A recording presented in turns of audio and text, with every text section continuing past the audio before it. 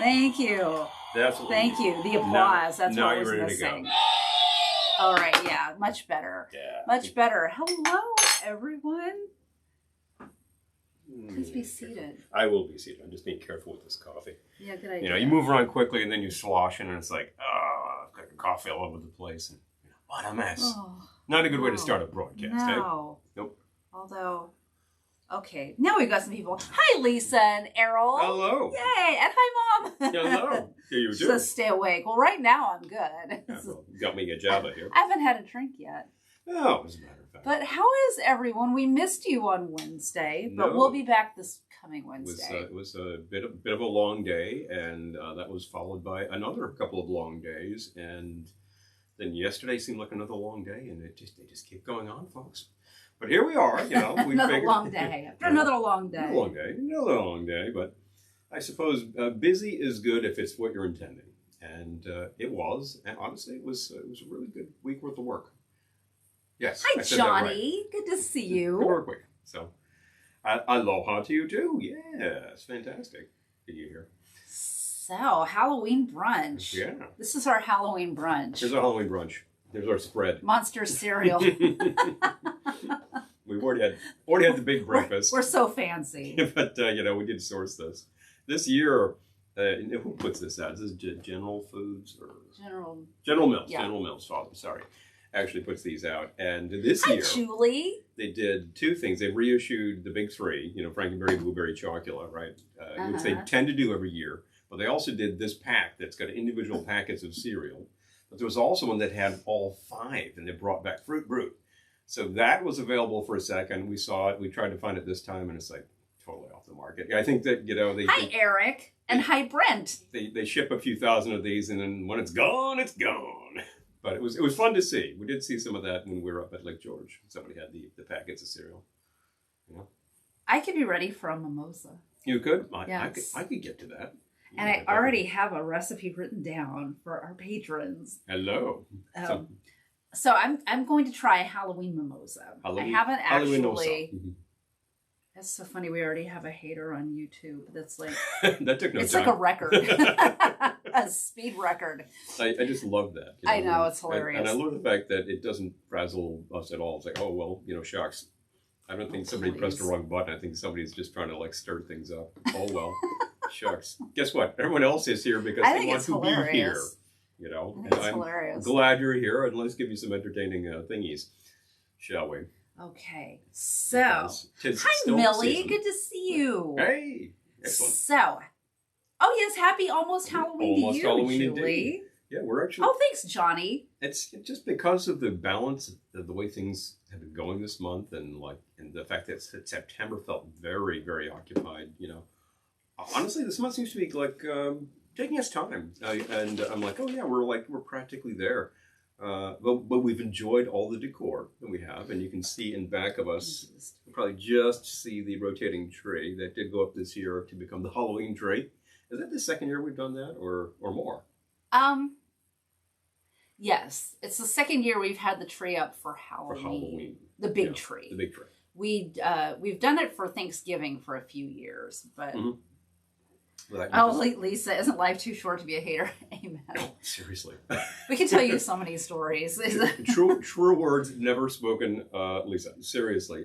We were discussing recently, earlier, about people who are just, everything is wrong and everything's negative. And we were working on a film set this week. Yes. This is and what was occupying our time they Wednesday. Feed you, you know, like, there's breakfast, there's lunch. I mean, and people were like complaining, like, "Oh, the toast is cold," and blah blah blah. I'm like, the toast is. You're hard. working on a movie.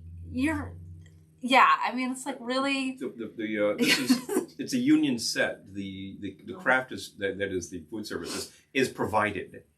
You're not paying Hi, constant companion $12 for this thing, you know. So I think, what the hell? There was one complaint that the toast was hard. I'm like, it's what makes bread toast. I hate to have to point that out. I hate the fate they demonstrate when they complicate the state of our psyche. Oh, yeah, no, my psyche's good. I'm fine. Yeah. but yeah, people. Oh, hi, Betty. Hello. Oh, how can you hate? I know. Seriously.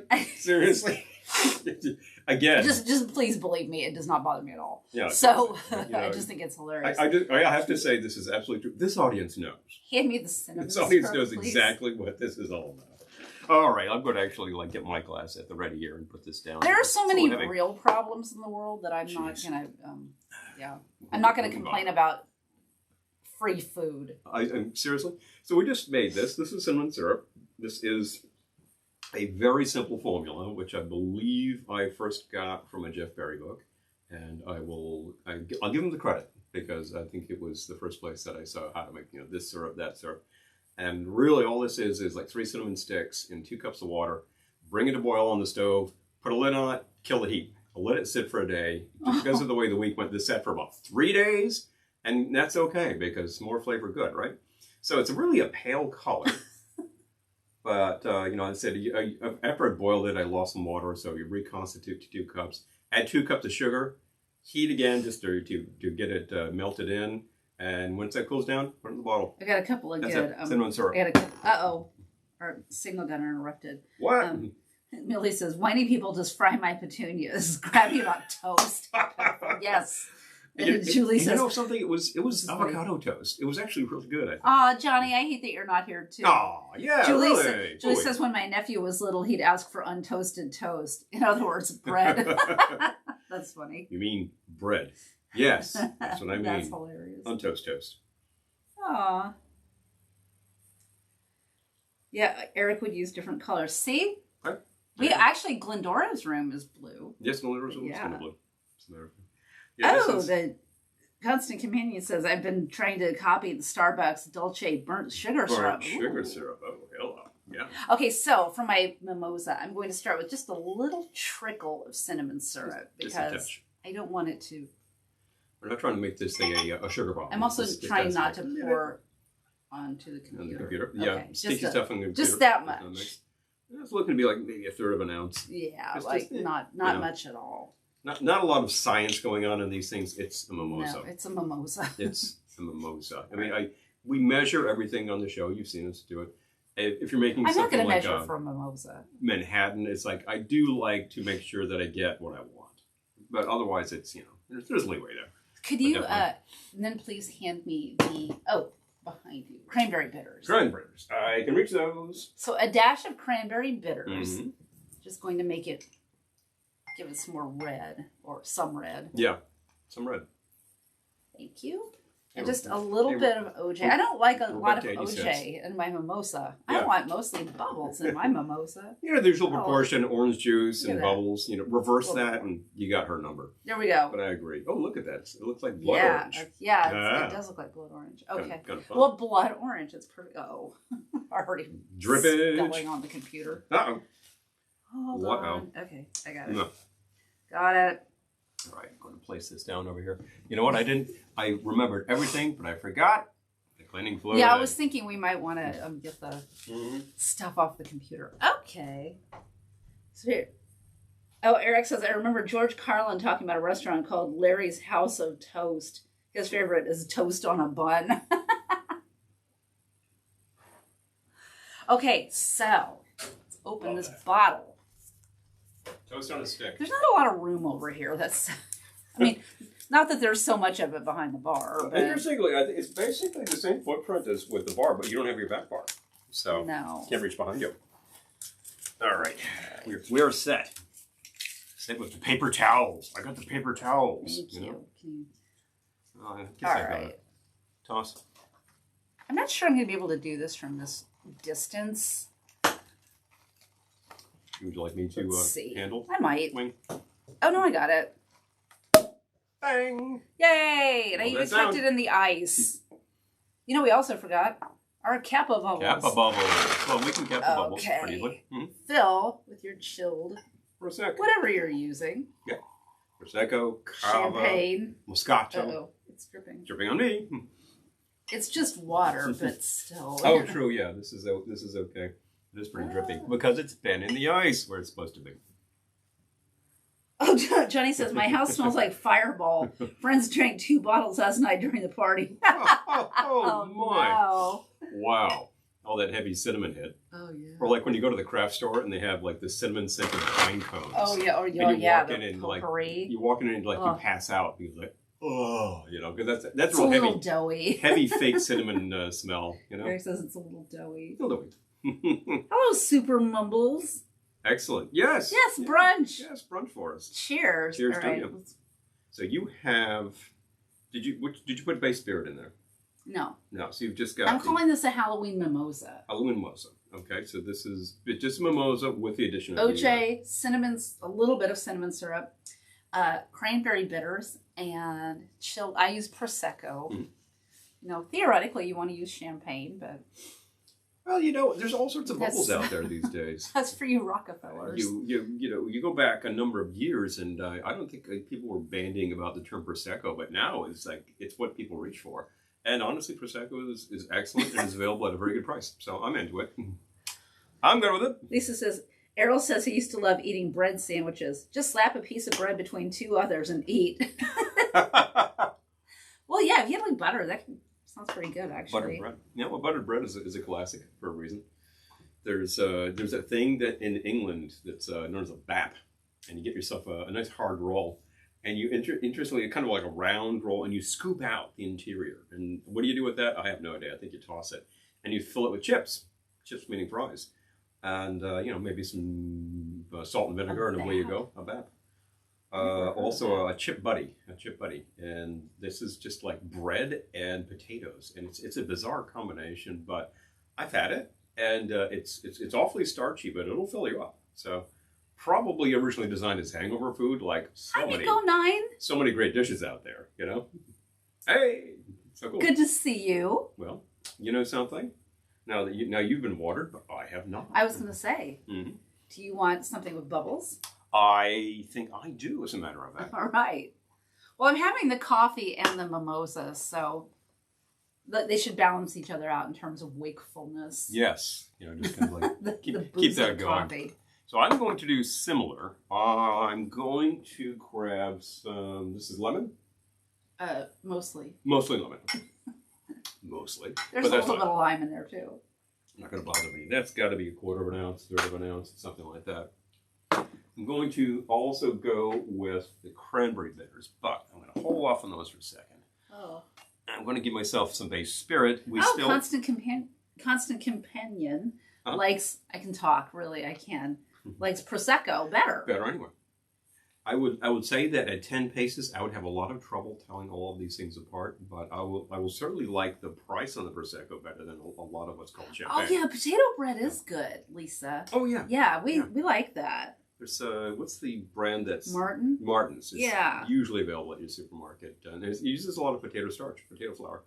It's very good. Oh, you're going to do the Krampus. I'm going to go with, we still have the Krampus here, which is in fact John sent us. Shocking 110 proof. Thank you again, John. So I am going to so how much find one of these guys. How much did you do for the lemon juice? Lemon, I'd say third of an ounce. Okay. It's just not much. It's just a little bit. This stuff still is like, whoa, it's very spicy, very aromatic, and 110. So I'm going to use a half ounce of this. And I'm very specifically measuring that out.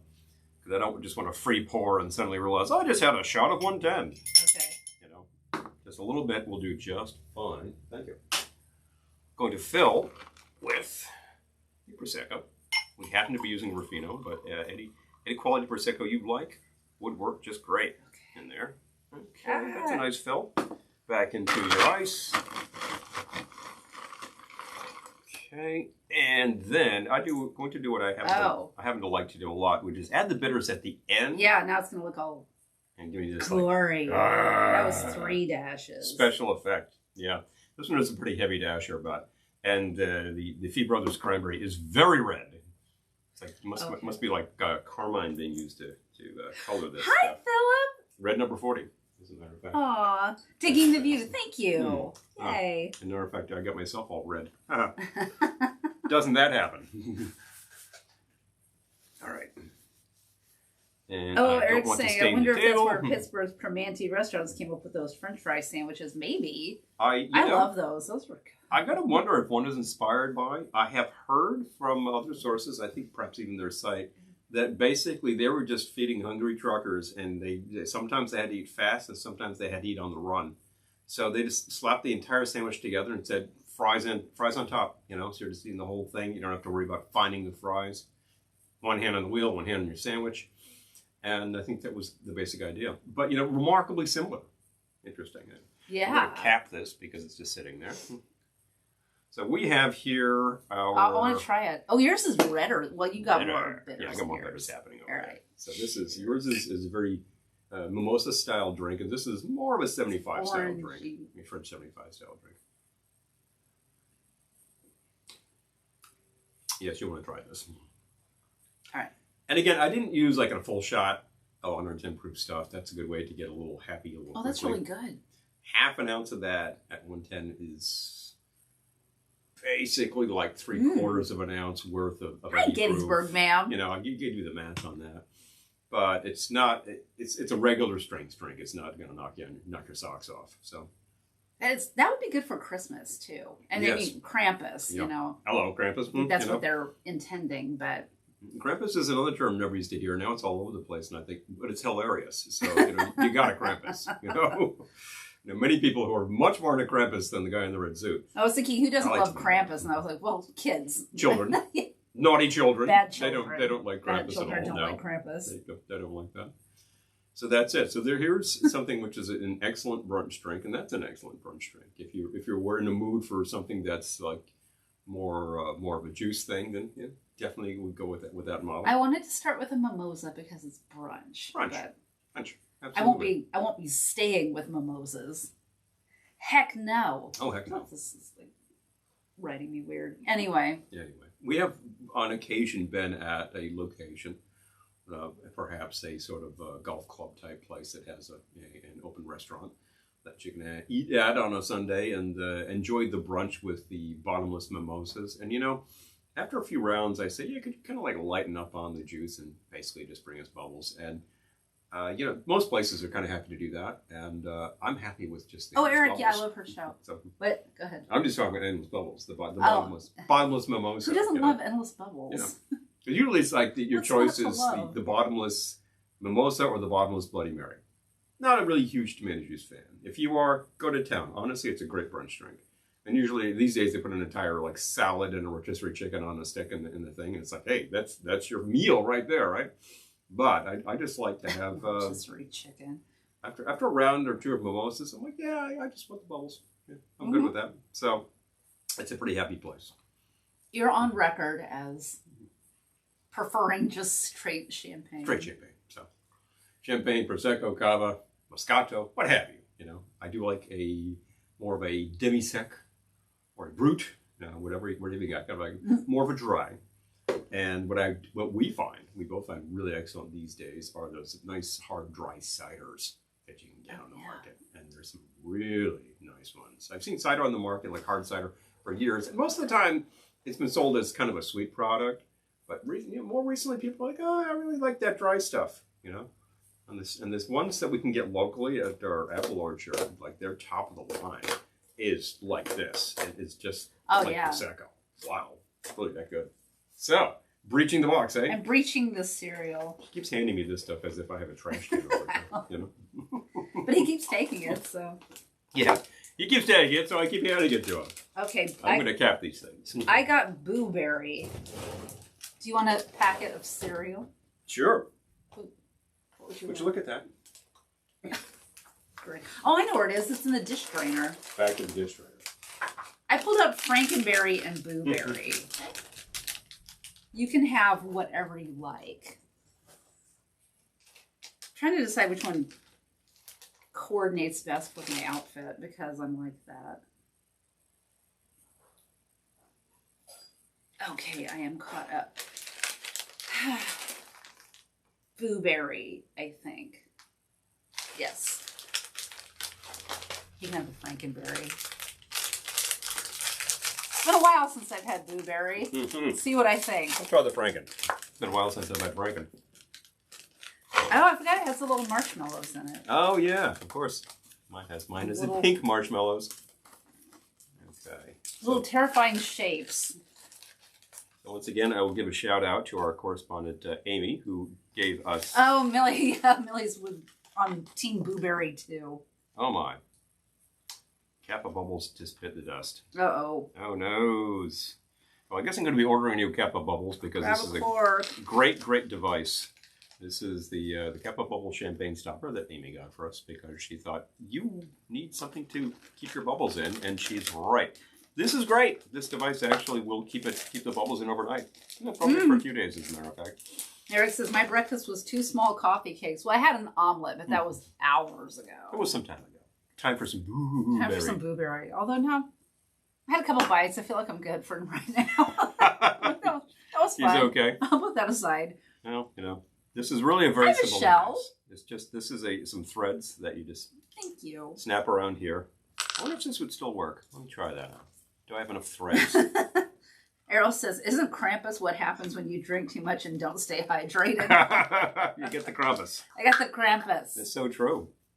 Anyway, put that away. Time to breach your Frankenberry. So the Kappa Bubbles, even compromise is working fine. Gonna have to get another one though. I'll try to glue it, but I think I will fail. Well, it looks like it's on there. Yeah, I mean, it's hanging for the moment. I will note that we have used that quite a bit since getting it, so, managed to bite the dust. Well, that's usage. Yeah. Some pink marshmallows. I always found these marshmallows bizarre, because they're hard as a rock. Oh, now who sounds complaining? Complaining. Oh, I also have blue marshmallows, right? How degenerate. How degenerate. Blue marshmallows. A frightfully good snack. Elizabeth. So it says. Boo brunch. I love that. I think we need to make a boo brunch drink. Boo brunch. I said earlier I could talk, and now I'm not sure. Oh, now you're trying. A blue boo. Blue boo bunch. Blue boo bunch. Brunch. This is my first drink, you guys. You keep complicating it, and it becomes impossible. Blue boo brunch drink. I like it. It's actually good as snacks because it's not salty, which is that's a common thing. Oh, Lisa says my bubbles never last long enough to use a champagne bottle. Yeah, I hear that. And, on an average evening, average Friday, we do kill a bottle of that, and we probably don't really need to use the topper. Taste test. Well, okay. We're gonna see if I can tell blueberry from Frankenberry. All right. Switching them around. All right. The shapes on the cereal are virtually identical. 3 pieces. Here we go. Keep your eyes closed. Okay. That's it. And eat. So this is all the same one, though, right? It's all the same. Okay. Yeah. There's no way to do it otherwise. You have to do the same of this one, and then we'll give you the same of the other one, and you can tell me what's what. So that's brand X. Okay. Okay. Here's your hand. Here's 3 more pieces. Dust, wind, dude.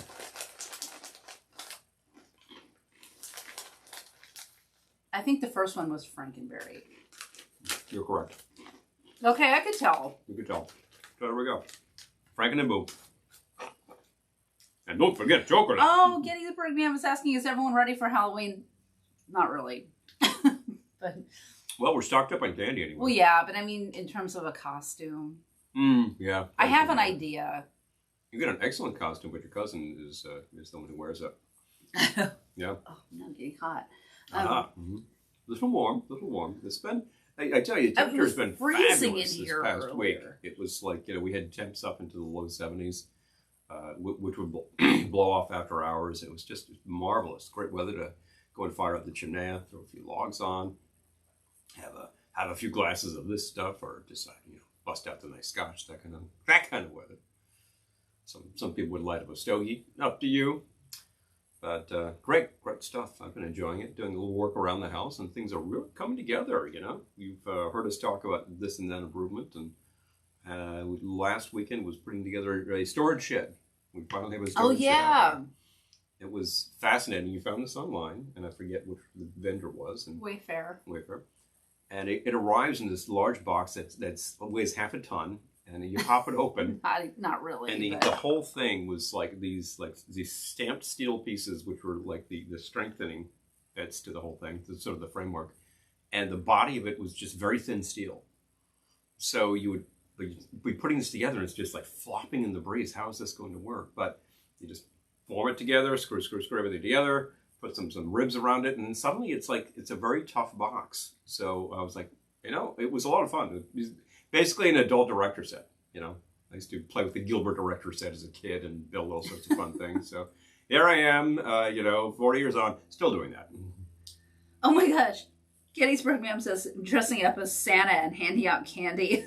Whenever we're doing children's drinks. Oh, that's hilarious. Hey, you know, a costume is a costume. It could be anything.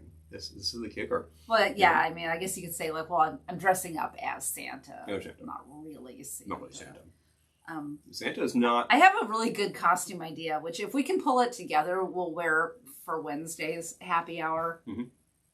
I think we can make it work. Okay. Should be if fun. we can make it work, Should be pretty fun. It'll be hilarious. And if we can't, then we'll do something else. Then we'll do something else. That's it. Shucks. I'm going to move my coaster so I don't have to reach so far. Oh, why should you keep your... Get that out of the way. Yeah. Why should you keep your drink at arm's length, you know? I don't know why I keep reaching for the coffee, except I don't want it to get cold. Well, we could heat it up, you know. It's entirely possible. Heated up coffee is just... We do it all the time. You do it. Okay, fine. Does anybody remember back in the days where you would make the coffee in the percolator and then you would dispense that into a glass carafe and that would fit into a little framework on the table and then you would light a candle under it and that would keep it hot. Eric says, I'm more ready for after Halloween so I can gorge on discounts on Reese's cups. That's like him. He'll be out the next day like buying all the gotta nab those candy. Things. I have found two things about that whole effect. You need to work fast. Hi, Janice. All of these stores, they're half down on their candy already. They're ready to move Christmas in. I got my. Some of them have already moved Christmas in. I was at the pharmacy just recently getting a flu. Why am I am out of 10 focus. days ago. You're in focus and I'm out of focus. Hold on. Maybe you've had too much champagne. Hold on. I think it might be the light. Too much light on you? Hold this, please. I'd be glad to. All right. I'm going to... So first thing is, there's some stores are already moving the Santa Claus chocolates in. And wow, you know, so you better move fast on those pumpkin Reese cups, right? And the second is that the stores order less these days, so there's less left over. And that's just an inventory thing. And I think, great, but I used to really like that candy being, 75% off, didn't I? You know? So that's one thing. You got to jump on it. Oh, thank you, Gettysburg Ma'am. Yeah. Excited for Wednesday's show. It's going to be exciting. I'm excited that I seem to be in focus again. Hello. That was really weird. I was watching this going, Paul's totally in focus, and I'm completely out of focus. I just thought I got the better seat, you know. But anyway. But it was the sunlight coming in. Too much light. Because this is an autofocus camera, so it's just going to grab whatever. Mm-hmm. The second principle is that around Christmas, who is it? Brock's. Somebody does these, or is it Easter? It must be Easter because of the eggs. Does these eggs, right? And they have them in 12 different varieties, dark chocolate, milk chocolate. They're filled with whatever. Some of them are filled with whatever. Some of them are chocolate cream, some of them are marshmallow cream, and it's just like, what now? I found out like the killer app on those things is the ones that are coconut with the almonds. It's basically like this very large section of almond joy. I was going to say, that sounds like an almond joy. Sounds like an almond joy. It tastes like an almond joy. And so I say, right, like mixing metaphors with this, but after Easter, there's usually a lot of this left over, and then the stores are like 90% off. I'm like nabbing those like mad, and I eat them for months. I think those are Russell Stover. Oh, I think you're right. The Russell Stover. Now that I think about it. Yeah.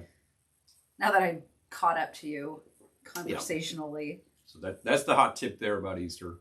And I think the other hot tip is if you like Coca-Cola with sugar, then around that time of year, it's Passover. Mm-hmm. Coca-Cola actually does make Kosher Coke. And it's in 2-liter bottles with a yellow cap. And you look at the ingredients and it specifically says cane sugar. And this is the one time of year when they produce it in the large bottles and put it on the market. And honestly, I don't think that the market for that is as large as I think it is. So there's usually plenty of bottles kicking around. And, go and pick them up then. It's just regularly priced. Otherwise, you'd have to get the bottles that are re-imported from Mexico, which is, kind of crazy. But Yeah, Eric's talking about supply shortages. Yeah, exactly. Yeah. I have noticed for a number of years. Ooh, yeah, Cadbury eggs. Gettysburg. Yeah. Oh, yeah. See, or 3 or 12. Tell you. And there's a variety on those too. They're suddenly making different flavors with Cadbury eggs and different chocolates. That's kind of fun. But I think I've noticed for years that the supply chain and inventory on specific seasonal products has gotten a lot tighter. In big box stores, they'll get the product in, and then before you know it, it's just like it's gone, and it's probably good for them. They don't have to wrangle all this stuff and try to blow it out at the bargain price. But what about all of you bargain shoppers who are like, hey, what about the half price Halloween candy? It was so weird when we were decorating for Halloween. I went to Michael's and I was just looking for a couple of specific things, and it was gone. The Halloween was decimated. And this was like October 2nd. You couldn't get Halloween anymore on October 2nd. It was really weird. It's a little early, and then it's all Thanksgiving. Yep. And Thanksgiving is a little underserved in such stores because, it is the only major thing that you see for, say, Thanksgiving candy, I think, is the chocolate turkeys that are about like this big. And, they usually, one of those manufacturers, I think Russell Stover makes those, they can be really hard to find. Yeah. And there are years where I literally went to a chocolate, like a pretty well-known chocolate manufacturer in New York. I think it was Lilac. Who make those? Yeah, I think it was Lilac actually. They make them in Brooklyn, and they have a couple of outlet places around Manhattan. I had to go and buy Lilac chocolates. Now they're excellent. They're really good, but I had to source those in order to get the chocolate turkeys. I recall they also had a large chocolate turkey. It was like $80 or something for this big thing. Like, they have fun ones. They do a King Kong on the Empire State Building. Yeah. Yeah, like all in chocolate that you can buy. It's really fun. They do a should have gotten that for Halloween. Next year. They do a pump. You get a lady's shoe as a chocolate. There's a cab and a bus. And there's all sorts of fun things. Anyone can wear pumps. Well, this is true. Absolutely. As long as it's your size, you'll be just fine. That's right. So, I, as a matter of fact, was put into costume this week, and wardrobe did not have shoes for me, but I happened to be wearing black Oxfords, and they're like, well, those work. I'm like, well, then I'm making a note. Remember to bring shoes, on Wednesday. So did that, and I had a shirt with French cuffs, and I said, do you happen to have cufflinks? No, I have cufflinks. Reminder to self, bring cufflinks. So I added to the wardrobe, and you know what? Technically, they were supposed to pay you for that.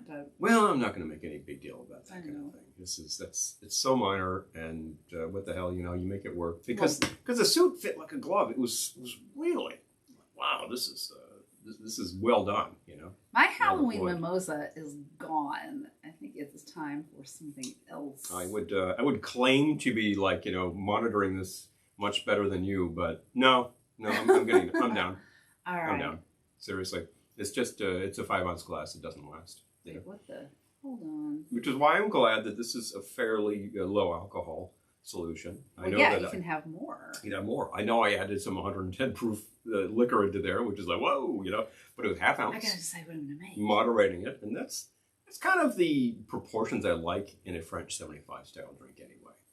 Oh yeah, Gettysburg says one good thing about Halloween, everyone will be masking up. We were actually talking about that with some people the other day, saying, "Well, for Halloween, be wearing a mask." You'll be wearing a mask. So yeah, people will do it voluntarily and not gripe about it. I've heard plenty of that in various places, and I think we're not going to talk about that. We're not out of the.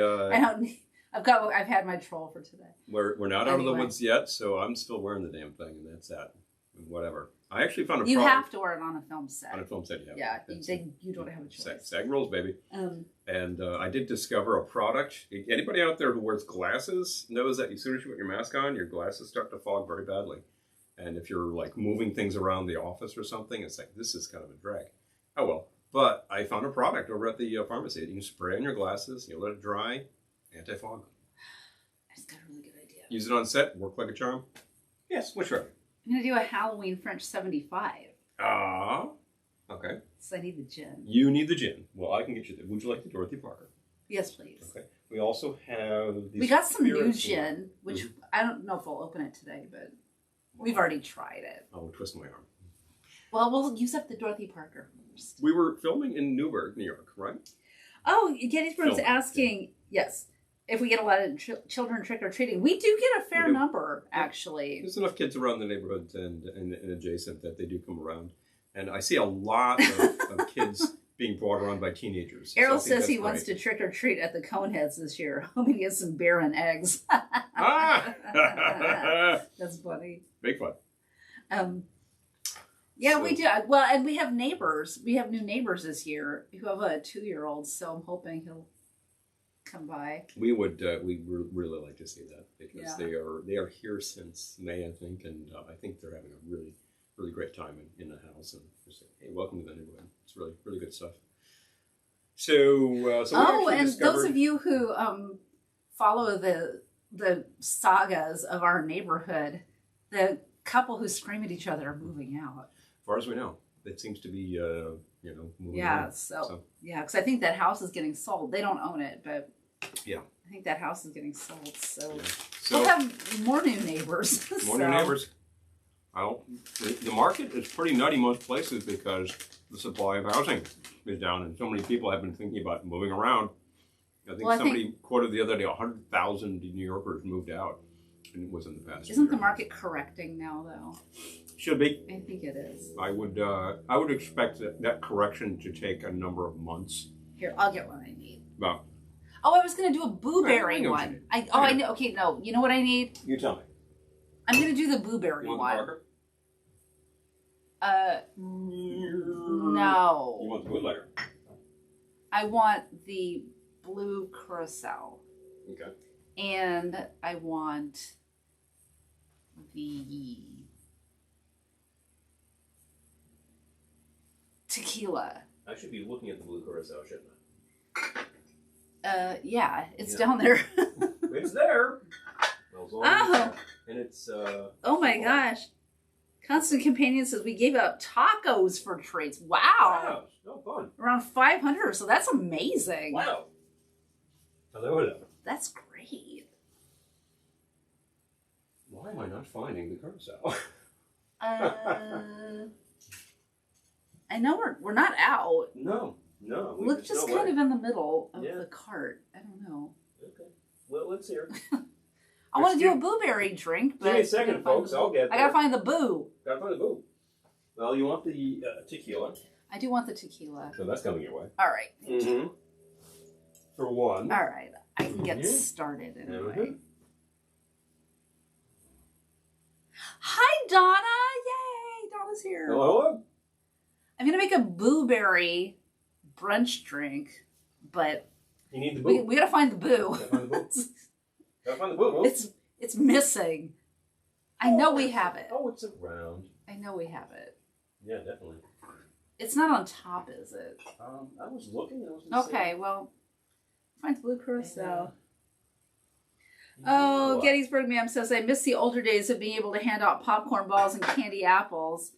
Yeah, I never... We would do that like at Halloween parties when I was a kid, which I miss that. Mm. I miss having a Halloween party. You know? Mm-hmm. But, checking around. Oh my gosh. All right, you know what? Never mind. No. This is becoming complicated. We've got the blue. We've absolutely got it. I think it's just hiding. I don't think it's in there. No, I'm taking a look. We didn't kill it. I'm sure of it.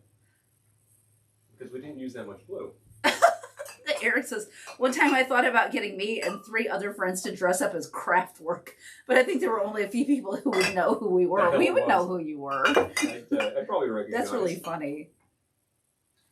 That would be a hilarious costume. I am not licked yet. All right, well.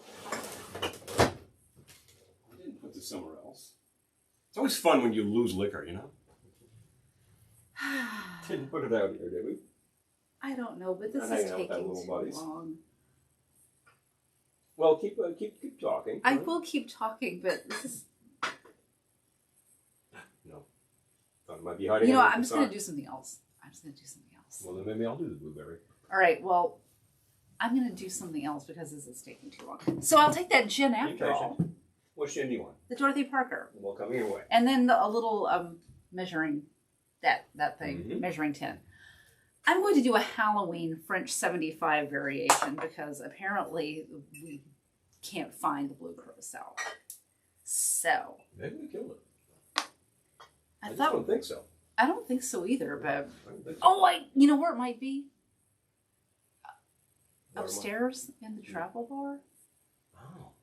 I don't know, but let's forget about it right now. Okay. So I'm going to start with an ounce of gin. And I'm using Dorothy Parker Rose Petal Gin. And something else because there's not an ounce in this bottle. Oh. So I'll also take the bootlegger. Okay. All right, I'm going to do a combination of gins in this drink. This is like the jankiest broadcast ever. Hey, I was just remarking because she was saying this bottle has almost Hi, nothing left Cindy. in it. I said, time for a Dregs Bar episode. And people like the Dregs Bar episode. Cindy says, first time commenting. Well, hello, Cindy. Welcome. She's going to be a fortune teller. Oh, awesome. And I see chocolate in everyone's future. Oh, I love that. You can tell my fortune anytime. Thank you so much. I appreciate that. I see Smarties in your future. I love it. That's great. Oh. Gettysburg Ma'am says, I thought she was going to say it's upstairs on the nightstand. Where else would it be, Hi, right? Bill. Hey, Bill. Yeah, no, the only thing I can think of is in the travel bar, which is up in the attic, which... Why did we have it in the travel bar? we probably took it to Ohana. Did we have blue in Ohana? What were we intending to make? I'm thinking. I don't remember. How likely that is. It was like a month and a half ago. Who even remembers? It's less time ago than all that, but it seems a very long time ago now, doesn't it? Okay, so I'm going to do... So this is I'm going to come up with a better name for it, but a Halloween French 75, for lack of a better word. Mm-hmm. So I'm starting with 1 ounce of gin. And for Halloween, I'm going to add a little bit of that. No, it's going to be awful. What do you like? We got all these things over here. The sour cherry. The sour cherry? The sour cherry. And the chocolate bitters. Okay. The cocoa. The cocoa bitters. Yeah, they're actually. Oh, okay. All right, great. Okay. Sour cherry is right here. And boom. That one's a little sticky. You can never go wrong with the sour cherry cordial. Pretty much. You could literally use that as the vermouth in your Manhattan, and you'd be very happy with it. Okay, so I'm going to do a half ounce. That's a good idea. Once again, living dangerously, pouring over the computer. All right, pass it back to me. I'm mad at this computer anyway, so half ounce cherry liqueur.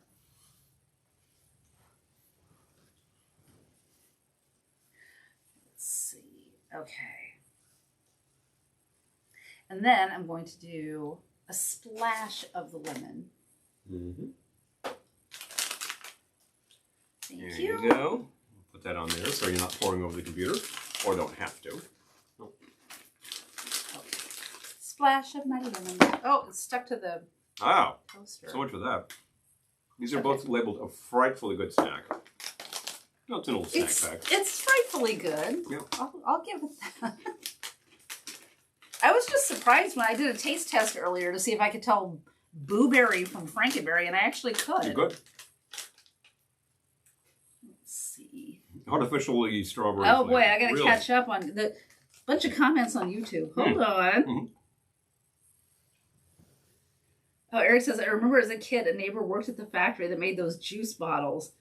The hugs. Oh, the hugs. And as a guarantee, we go there on Halloween to get a hug. Yeah. Uh-huh. Pun not intended. Oh, okay. Gettysburg Ma'am had a neighbor that gave those away. Oh. Dressed up as Blue Man Group. The Blue Man Group. That's a good costume. Okay, so I'll take the bitters. And the bitters. The cocoa. You already brought them over. Okay. All right. Def. And Blue Man Group is probably a lot more recognizable than Kraftwerk. We're just saying. But you're absolutely correct to say that, like, I might have done Kraftwerk, but no one would have known who the hell we were. It's interesting how they work like a German Devo. as a matter of fact. They had that uniform-looking thing, and they had a lot of synthesizers and whatnot, and they frequently had a sort of a drum machine sound. Extremely influential, of course. There we are. So. All right, so fill with your bubbles. Now, Okay. as soon as you pop that, I bet that the threads are going to take a flyer or end up in your drink, so you want to be careful with that. I need to put I need to put a napkin on top of my coaster, which is just stupid because what is the point of a coaster? My drink keeps sticking to the coaster. Sticking to the coaster. I realize these are first world problems. This is a first world problem, if there is such a thing. You know. Okay. They are, in fact, we're in a season of a lot of temperature changes and extremes. Oh, that was a splash of course. cocoa bitters. Cocoa bitters. That Angostura. Angostura cocoa. On the market Yeah. now. This is you can get them. They're easily available. This is literally the third flavor that they have done ever, as far as I know. They have the classic Angostura, which is the orange. The classic old-fashioned bitters, much like an Abbott's, or not Stoutums. Who's the other one? Oh, I remember this too. Gettysburg Ma'am says we also had a neighbor who always gives away a toothbrush and floss with every hug. I love that. Isn't that a great idea? I remember when back in the day when they were like, and you could give away toothbrushes for Halloween, because what child doesn't want a toothbrush for Halloween? Well, as long as it's with the candy that you're getting, I think that's entirely fair. Remember, kids, brush tonight, But if you give it in place of candy, boy, you would be, that house would get egged, I tell you. Phooey. Because this is all about that kind of stuff. It's a very... I just love the way I say phooey. Phooey. This is a season for indulgence and such things, and I know you want to be balancing your diet more, etc., but candy's candy. I will say, when I was a kid, I would have eaten anything with sugar in it. All those candies that were just sponge sugar, like honeycomb style candies, so like all that stuff. Man, that just stuck to the fillings and made more fillings. What a terrible idea. And contemporarily, I'm like, nah, just give me chocolates. I would with chocolates. I remember that honeycomb candy at the candy counter at Sears. I sound so old. But I remember this Sears that we went to had a candy counter. Yeah. And they had that honeycomb stuff, and they had it coated in chocolate. Oh, yeah. Because the honeycomb by itself wasn't decadent enough. Not decadent enough, coated in chocolate. Straight sugar, just served up. It's like chocolate coated sugar. Chocolate coated sugar. And I know that there's an English candy bar. Which is it called? A crunchy, or what is their? Yeah, at least you got some candy with it, right? what is the English candy bar? And it's made by Cadbury or something. That is basically that sponge sugar covered in chocolate. I forget which one that is. And it's like Butterfinger, or no? Yeah, I mean, basically, it's there to stick to your teeth very badly, and I got to think about it. One of these, it'll come to me. Oh yeah, well, Eric, if you dressed up as Devo and you had the energy domes, then everyone would know. Yeah. Devo, yeah, and they're well known. Interestingly enough, because to all of the top 40 fans out there, they have one hit, but everybody else who was listening to the radio, to hip radio at the time, it's like there's a whole ton of Devo songs that you know. And Daniel of course, says, my grandma always gave out free fry coupons for Burger King and pennies. Nice. That's fun. I think I remember getting some coupons. Crunchy, yeah. From one of the burger is it places. Crunchy, Julie says. Thank you. Thank you. It should be, because it is. And that's a good way to lose a few teeth, as I recall. It's interesting how English candy is slightly different, but it's equally decadent, and it's basically equally junky, I have what's happened to me over the years is I've gravitated more towards chocolates and more towards dark chocolate, and I'm very happy in that realm. I'm not going to refuse milk chocolate, but if I have a choice, and many more products are coming out with dark chocolate, Kit Kats, dark chocolate. It's kind of fun. You can get a whole bag of Hershey's miniatures that are all dark chocolate. Yeah, fun stuff. Yeah, I like this. Proselytizing for the dark chocolate, but that bitterness is great. I love that. In the meantime, we still have, here's the Angostura Cocoa Bitters. This is, as far as I know, the third flavor they've ever made. They brought back their orange bitters, which are now available probably nationwide, because that's the one bitter that's in every supermarket. How much is a serving? Well, let's see. Half a teaspoon is a serving size. Wow, that's a heavy hit. I mean, a dash is really small. And why I'm in the world? surprised that it has calories at all. Why in the world are calories in here? Well, there's cocoa nibs, which presumably have some residual sugar. Fascinating. Still produced in Trinidad and Tobago. Gettysburg Ma'am says, as a kid, my costume was often whatever was left on the Kmart rack the week before, which wasn't much of a selection.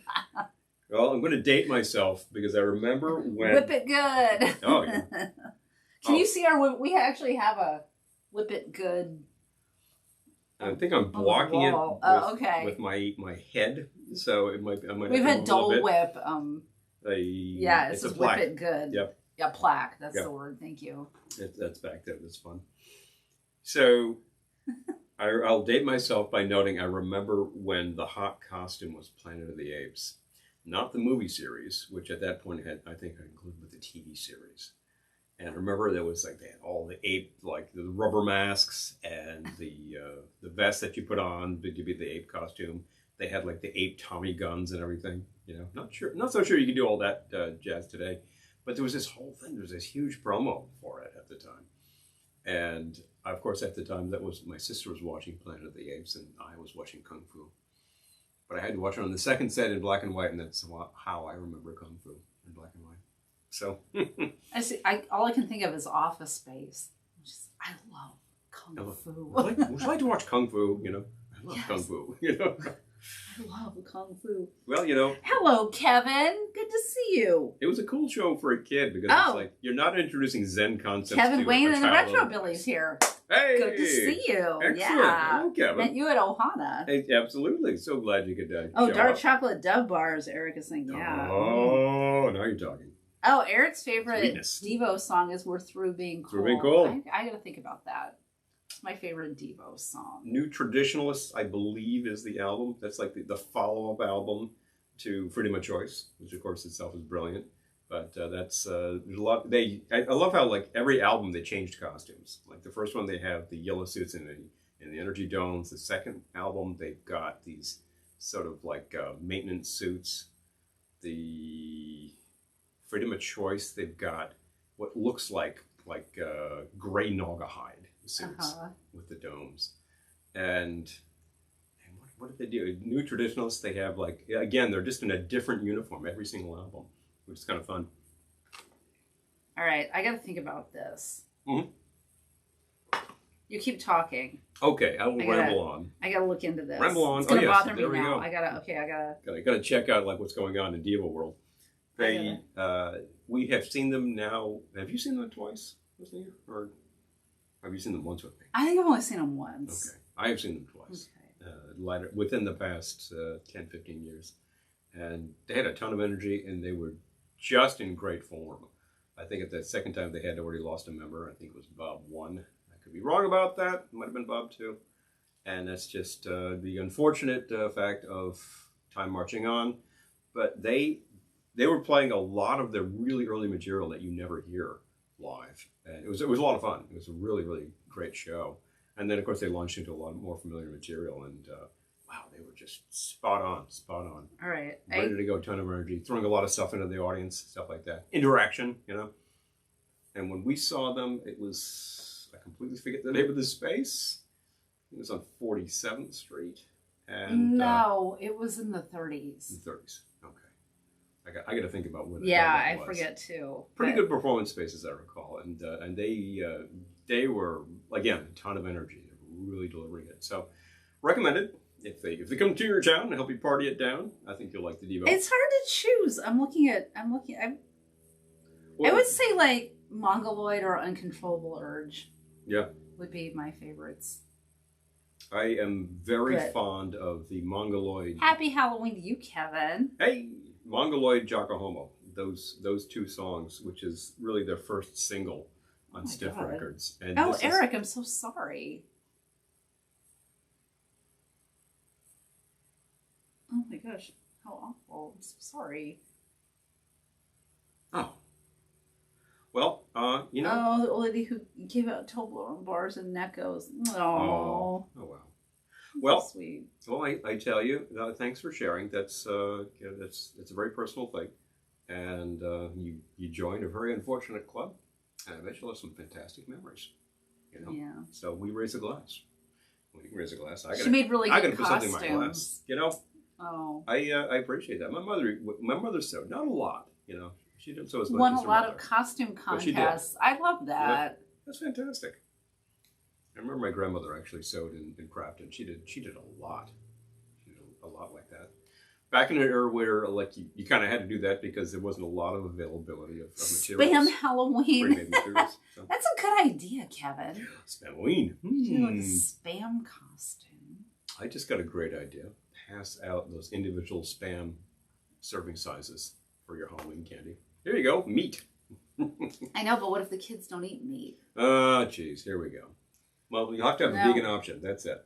That's all there is. The vegan option. Vegan option is seaweed chips. Boom. They do have those bags of chips and pretzels and things that you can give out if you're supposing that you personally are like, well, you know, I don't know about all that sugar. And the kids are certainly getting plenty of sugar. But there was a mention of popcorn balls and the candy apples. I remember that. I remember also people warning us about that and people being very suspicious about that. It's like, oh, well, caution is, but you can get like prepackaged popcorn balls. That is available out there. So that's a possibility. I mean, I know it's not the same, but... It's a little tough to get like a pre-packed like candy apple. So, you know, what the heck. Maybe you just have to have a party and put that sort of thing together.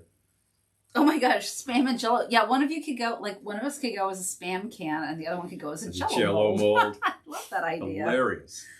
I'm already thinking about how you would do a Jello mold that looked like very gelatin and jiggled and everything. Oh, it's too late to get it together for this year, but maybe next year. See, inspiration. That's a good idea. Well, enough of my yakking. Let me put a drink together. Well, what were you thinking of putting into that blueberry? Anyway? I was going to use blue curacao, but it's... Well, I'm going to go find it. That's what I'm going to do. Okay. Talk to the people. Talk amongst I don't know if it's up there. Well, honestly, I maybe we ran out. I don't remember running out, so... Oh, Eric, yeah. Oh, no. That sucks. All right. Catching up. We're caught up. Sometime we'll have to take you up to the attic. That place is no joke. We were going to finish our attic. This was during the pandemic. We decided, oh, we're going to finish it. It'll be like almost like a second story on the house. And then that turned out it was going to cost like $90,000 and not add any value to the house. So we scrapped that idea. So we're doing a different project down here, but we kind of started cleaning it out. It's like, well, if we're going to have people up here working on the attic, we'll clean it. And then now it's completely, for a while it was worse than it was before we cleaned it out, but now it's just kind of,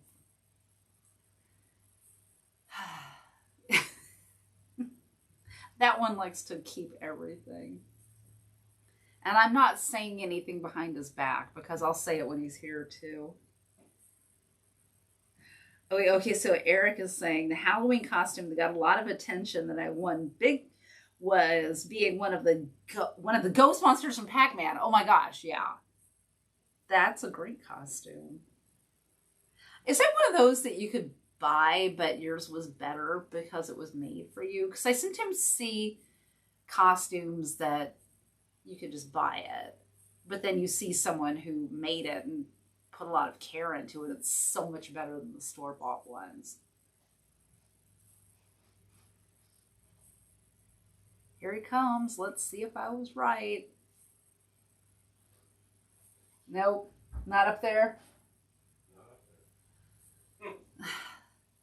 The curse of the missing booze. Tell you. What in the world did he get to? I'll take another attempt over here. Now I'm kind of obsessed. You want me to look? Interested. Second set of eyes? Yeah, well, if I fail this time, I'll let you take a crack at it because clearly I'm blind. Now, whatever. We're spending a lot of time looking for this blue curacao, aren't we? You know, we have done so on other broadcasts or other things, and it's worth it if you can find your product. That's all I'm saying. It's probably just right there. Yeah, I was bit. The snake bit me. Seriously. So is anyone entertaining this Halloween? I know it might be a little soon for a party, but having any kind of like people over or a happy hour or anything of that nature? We had people over actually during the pandemic. Our friends Marty and Nina, who are DJs, they were DJing for Tiki Oasis TV. So they came over and DJ'd from here last year for Halloween. That was kind of fun. We all were distanced and masked and everything. And that was a lot of fun, but it was kind of the one thing we did during the pandemic for entertaining.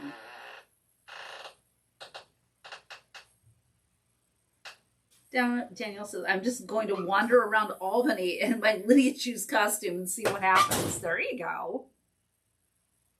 That was a great costume. If I didn't mention it before, that was a really good costume. What was your favorite costume? The Lydia and Beetlejuice. Oh, yeah. Remember? Yeah. Yep. I think you should give up. I am. That's it. I'm done. I think we killed the blue curacao. Oh, well. I still need something. I'm going to get this glass a little colder.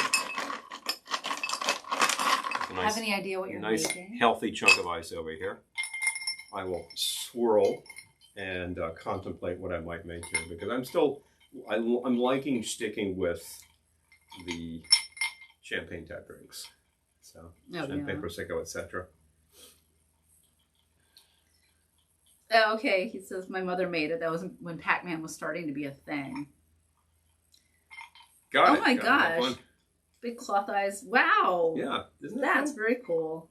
I remember being obsessed. Oh, okay. Gettysburg Man says we're having immediate family over, handing out candy. Oh, preparing a charcuterie board. That sounds lovely. That sounds like a lot of fun. Yeah. That sounds good. We might have to do that. You know, like adult Halloween is like when you whip out all the hard sausages and those cheeses and crackers and things. Yeah. Little bit of capers, creme fraiche. That sounds great. That sounds wonderful. Now I'm inspired. Yeah. I think we should do that.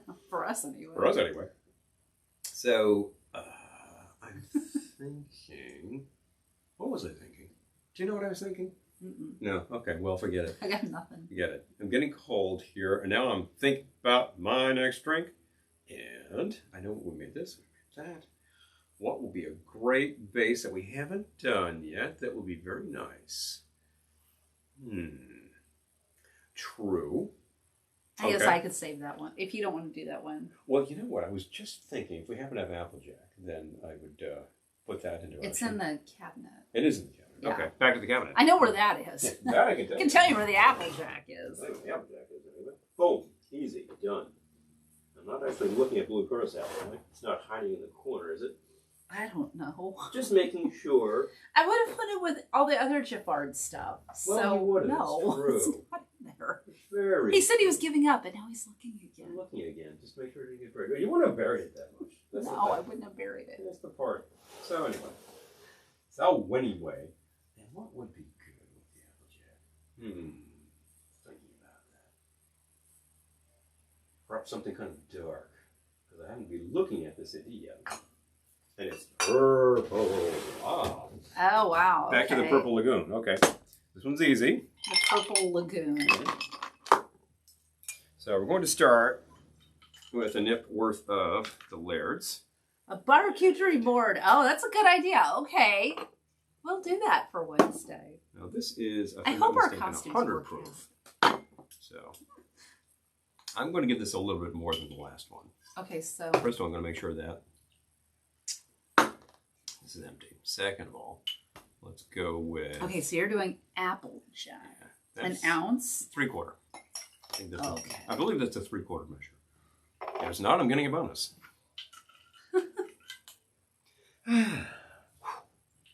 Nice if I can get the lid on. Look confident on camera. It's always nice to look competent. Nice to look confident on camera. You know, it doesn't hurt. Doesn't hurt, kids. Switching back, give me, again, maybe 1/3 of an ounce of the lemon. I'm going to go with the full ½ ounce of the Cedilla. Cedilla is acai liqueur. This is a flavor from Brazil. How much are you doing? ½ ounce. Okay. Very commonly found in Brazil. If you're on the beach at Rio or Sao Paulo, you can go up to a stand where they'll basically make you a smoothie, which is like a whole ton of the acai berries. Very large, very dark, full of antioxidants. That's why they became very popular here. Love the way you say that. Full of antioxidants. Antioxidants, etc., etc. And has a taste that's very reminiscent of blueberry, and is certainly in this deployment very purple. You can get acai juice instead of blueberry. We have purple berry. Purple berry, you know. Well, you know, what is purple anyway? So that's nice and dark. I have some more of my cereal pack. Yeah, a little bit more cereal there. Let's roll that around a bit. I wonder if I need to try some of the bitters. Which? Again, with the red, I wonder if that'll punch up the purpleness. Let's try some cranberry. I will put this in first. Are you trying to make it red? No, I'm trying to make it a little more purplish. Oh. So I'm going to add 1 dash of cranberry. And fill it with the Prosecco.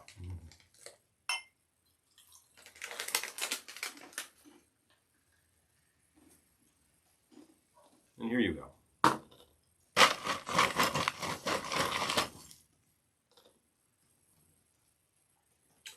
From here it's kind of amber colored, but maybe that shows up a little better on camera. We'll have to see. Let's see. No, it looks amber colored. Still tastes the same. Hello, Shar. There we have it. So there's my yeah, it sounds good, right? Mm-hmm. That was Gettysburg Mam's idea. Yeah. So this is the blueberry type drink, a little tribute to our little Peter Lorre voiced friend. Mm-hmm. I'm just reading. Eric says, when I arrived at the parade, everybody was getting a kick out of me.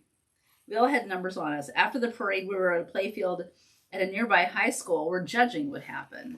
Each person walked on stage to display themselves. Then later they would announce by number and description who they liked. They announced my number, but they called me like a muppet. So I got on stage to accept my prize. One judge says, "What exactly are you anyway?" Isn't that always the way? That's the killer. Great costume. What are you? Lovely. What is it? Things like that there. But hey, got your prize. That's awesome.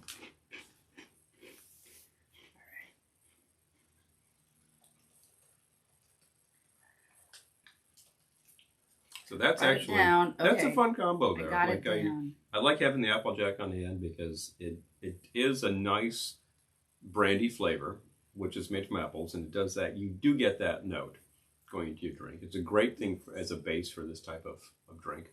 It's a great base for a classic like a Jack Rose, which is really just the Applejack, lemon juice, and grenadine. And I recommend using a nice high quality grenadine.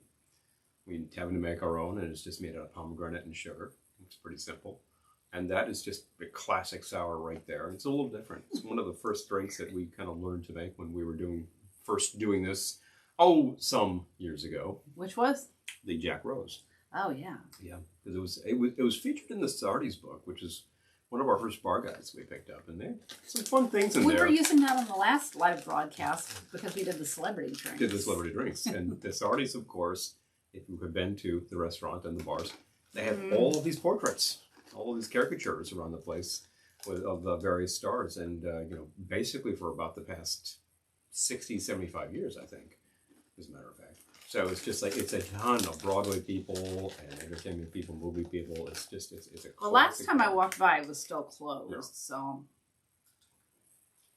So you can't go in there tonight, but I think soon enough they will. Better reopen. Figure that part out. Better reopen because Howard Johnson's is closed, so we don't have another great place to grab a drink after a show in Times Square. You know, I know there's 100,000 places there, but this is the joint where you just go in. You know, prices are actually quite reasonable. There's a venerable guy behind the bar who's been doing it forever, and you say, like, I'd like a French 75. See if there's any. And he says, would you like gin or brandy? It's like, that's the kind of answer I like to It get. still says temporarily closed. Ah, phooey.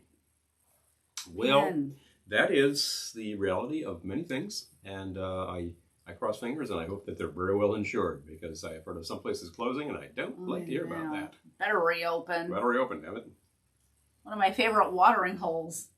So, yeah, seriously, after hours, Otherwise, if that option is not available to us, we might just, waltz on down to Keen's. And if you get them at the right time, then you're able to go to the bar and grab yourself, say, a sidecar, something like that. Mm-hmm. That's a really excellent thing to do there. If we're sitting down for dinner, I recommend you do it in the bar area. Then you can just get yourself a Manhattan, and it's like, this is so well made, and this is exactly where you would want to have this drink. It's a classic steakhouse. Apologies to the vegetarians and vegans, but man, they serve a fantastic piece of mutton. It's one of the few places where you can get that. You could be a vegetarian and eat at Keen's. I don't think you could. I'm choking on my blueberry. I don't think you could be vegan. I don't think there's anything for you there, but. No. The spinach actually has cream in it. Yeah. The mashed potatoes have butter. Everything else actually has some products that you couldn't possibly eat. So right, but you could do vegetarian there. Vegans, if you still drink, then go to the bar, enjoy, and leave, because there's nothing else for you. I'm sorry to say, it's not that kind of a joint. I don't think that they purposely, they're not the meat proselytizers, but it is a steakhouse. This is exactly what they do there. And they do it very well, and they've been there for 145 years, probably more. Actually, I think since Eric says we all went out trick-or-treating afterwards, and the funny thing is, you knew where I'd been because I was leaving a trail of striped newspaper everywhere I went. So. Yeah. Mm-hmm. Yeah. I have seen costumes like that. I remember a book, and I think I actually found this years later, that you get from the Scholastic Book Club back in the day, that was all about making monster costumes. And there were instructions where you would take a gallon milk jug, clean it out, and that was your base. And then you would take a shopping bag and cut it down into something that would fit over your head. And then you would start applying paper mache to that and build up this whole forehead or whatever. And then you would start painting it green, and suddenly you had your Frankenstein head that you would fit over yourself. Had a flat top because it was a bag, and that was a lot of fun. I remember doing that. I don't think I ever wore the costume, but it was great to get the instructions. Gettysburg Ma'am says, I think my favorite costume was the 80s punk rocker when I was on the verge of being too old to actually trick or treat. That's funny. All those transitional years. These days I think teenagers just have Halloween parties and they just go to town. I have no idea what teenagers do. I'm not going to talk about what they might consume at these parties because that would be illegal. But you can certainly have plenty of fun with some non-alc punch and etc. We do all sorts of mocktails here, which would be highly appropriate for such things. And I don't know, kids they probably just hang out and watch monster movies and away we go. Well, there was a year we were full-on adults because I was with Paul, but we went to some friend's Halloween party, and he was a witch doctor, and I was a missionary in a cauldron. Mm-hmm. But the thing about this cauldron was it was built, we built it all around me. So we got out of the car, and I got in it. And we didn't realize we had to go up a flight of steps to get to their place. So it took us about 20 minutes to get into this party. And then once I got into this party, I could barely move because I was in this, it was cardboard, but I was in a cauldron, so it wasn't well thought out. Hilarious costume, though. As I recall, I was really happy. Oh, okay, Gettysburg Ma'am says, I have a teenager in college, and they are indeed having a costume party. Okay. It's a great way to go. See? Great way to go, I distinctly remember that costume that I was basically wearing a bathing suit and a grass skirt and bare feet, and I had a spear and had this huge mask. And as a model for the mask, I went to a Charles Adams book. He does a lot of witch doctor cartoons, and found a really great model and just duplicated that. And we still have it out there. Yeah. It's a great costume. Yeah, it's just made out of foam core, but it's it looks like a shield. Yeah, big shield that was like the big mask on the witch doctor. And I remember saying to myself, I'm really glad for, if there's such a thing as climate change, which I believe there is, that October that year was actually, the temperature was up. Because I step out of the car, I'm basically half naked, But you had to do it for the costume, Had to make those things work. And I was actually very comfortable. Eric says my sister dressed up as Hubert one year. Oh my gosh. Hubert! Hello! Wow. Hello. Video games definitely penetrated. We can talk about Pac-Man, haven't we? You know, that was a big thing. If you remember the hit single Pac-Man Fever, I've just dated you. So sorry, but yeah, I remember Pac-Man Fever. I remember distinctly seeing that album for sale at like the who the hell had that? Bradley's, one of those stores. And it's just like, good grief, this is a novelty song. It's going to be off the charts in 10 seconds. And, you know, somebody out there probably has the album and it's like, what else is on that record, you know? 10 other novelty songs about video games. You have to check that kind of thing out. And back in the day, I would have had to find the damn record and listen to it. Now I can just go to YouTube. Some people actually thought she was Sigmund the sea monster. Sigmund! Oh my gosh. Oh, that's great. I remember one year... Oh, dressed up as an octopus. Oh, I love that. I was going to ask if you kept any of the costumes. Yeah. Because when you got a good costume like that, you don't want to get rid of it. We've done some elaborate costumes that really were a lot of work to put together, and then we had no place to store them, like when we were living in Queens.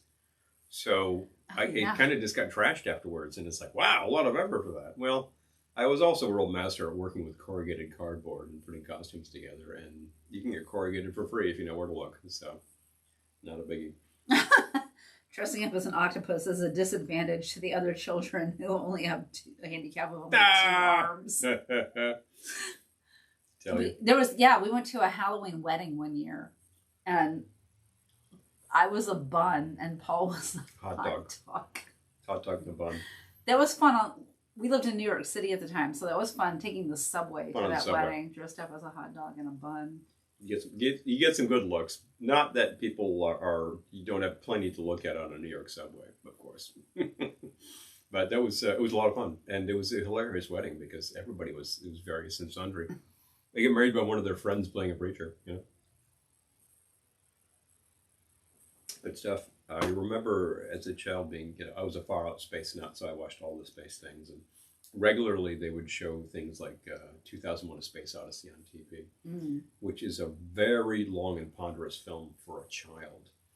But the set design is so awesome that I was just captivated by this. And there was a book that we had in the library at home that was like the making of Buckner and Garcia. Yes, thank you. Yeah, definitely. Wow. I did. I wasn't going to mention it for anticipation that perhaps somebody would, and there you are. Isn't that awesome? Who were they? What the hell did they do otherwise? Did they eventually like rebrand themselves and call themselves Guns N' Roses? I don't know. No, it sounds like a law firm. Yeah. The offices of Buckner and Garcia. Have you been injured? Do you need recompense? Talk to Buckner and Garcia. I need recompense. I need recompense, yeah. But you haven't been injured. No, but I'll accept the recompense. So as a kid, I'm into all this space stuff. And one year I wanted to go as like the space suit in 2001, which is a very cool looking space suit. Well, I wasn't about to go fabricating all that stuff with the plastic molding process. Like a defender. But I put together something out of a cardboard box. And my uncle worked at a firm that actually did a lot of like machinery that had faceplates. So there was like a stick-on faceplate that we stuck on the front of the box. And I had a friend on in block who actually played hockey, and he had a pair of his old hockey gloves, and those were like the gloves for this thing. And I forget what the hell the helmet was, but you know, it was funny. It looked very robotic, so it was good enough. You know, it did the job. But I was in this helmet all night, like sweating. And the simple fact is, yeah, that's okay. But every other kid out there had a rubber mask and was sweating even more. So. Well, I have a good story, but okay, but you're missing this. It says, okay, I remember the songs were something like, "Oh, to a centipede, fight like a defender." Oh, but Gettysburg Ma'am says, "A costume wedding sounds wonderful. I wonder if dressing up as a bride would be unorthodox." That's hilarious. That would be really funny if other people came dressed as a bride. Which one is it? Well, we just did that party at the... Do the Donkey Kong. Do the Donkey Kong. Oh, and they did a song about E.T. Oh, God. Same exact year, isn't it? Isn't that hilarious? Yeah. Where's the cereal? The monster cereal. The monster cereal is right here. Oh, there it is. I want some more monster cereal. Would you like some chocolate, perhaps? I think I will. Pronounced chocolate. It's all blueberry at the top. What? Oh, dig around. I want the chocolate. That's Frankenberry.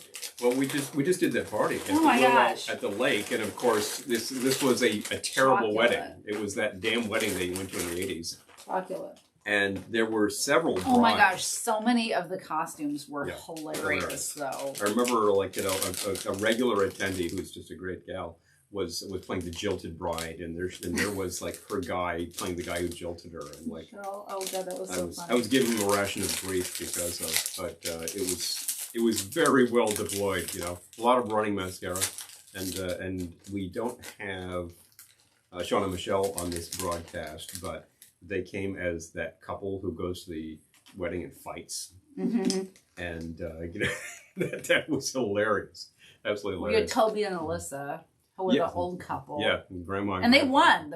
They won the costume contest. Deservedly so. They were absolutely hilarious. Dano and Elaine did the Star Trek. This was supposed to be wedding disasters. They of course do Spock's marriage, which was a disaster. I recognize that kid. Yes, and I know where to recognize him from. We haven't been watching The Odd Couple up here, so. But yeah, so many great concepts. I just absolutely enjoy when these things happen. And then of course that whole room crawl business.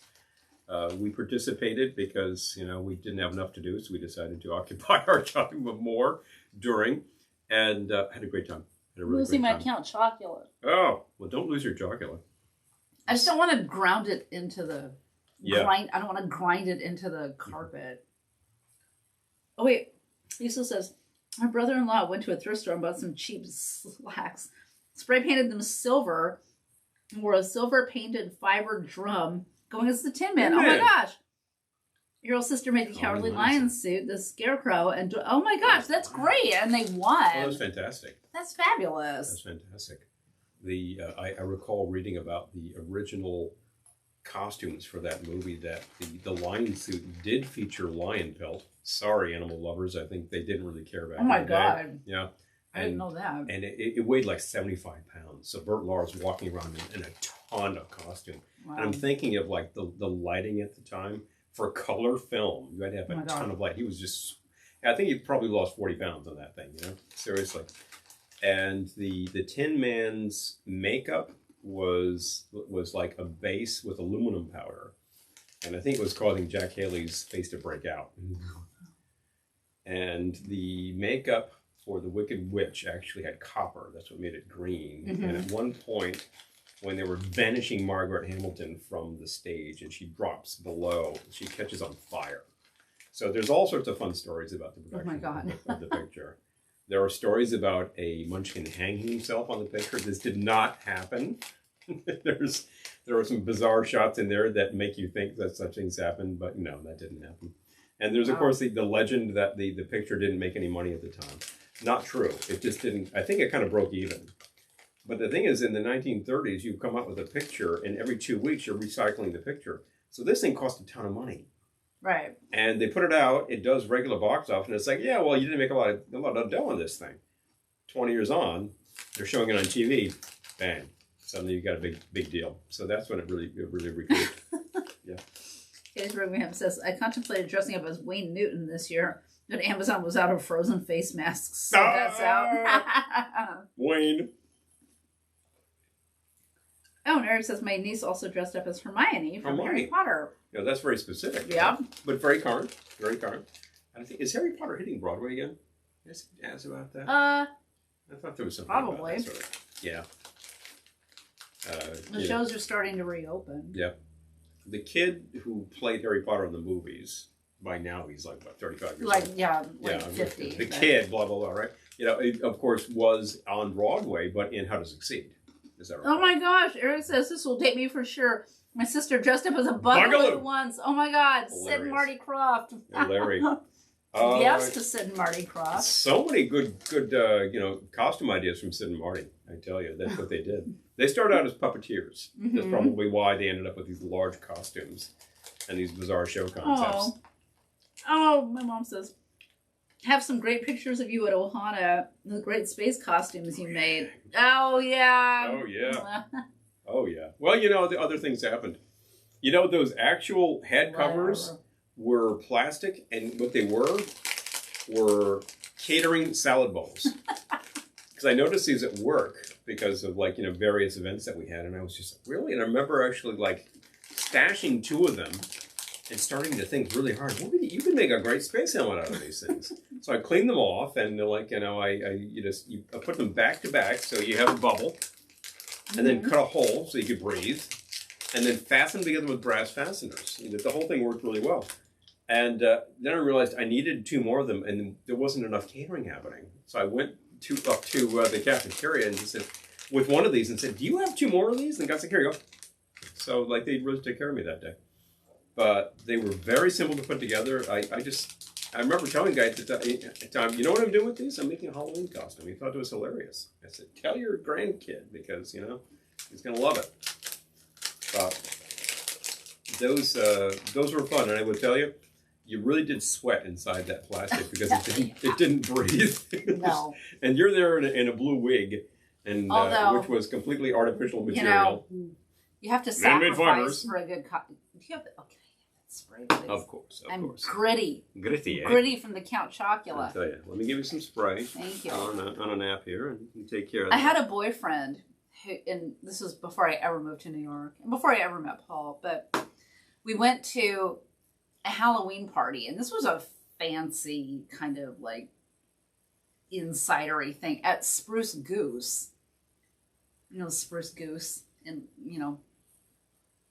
that is the airplane. Howard Hughes' airplane. Plane. Yeah. Another well-known flop. Yeah, so they had a party at Spruce Goose, like under the dome where it lives or lived. I don't know.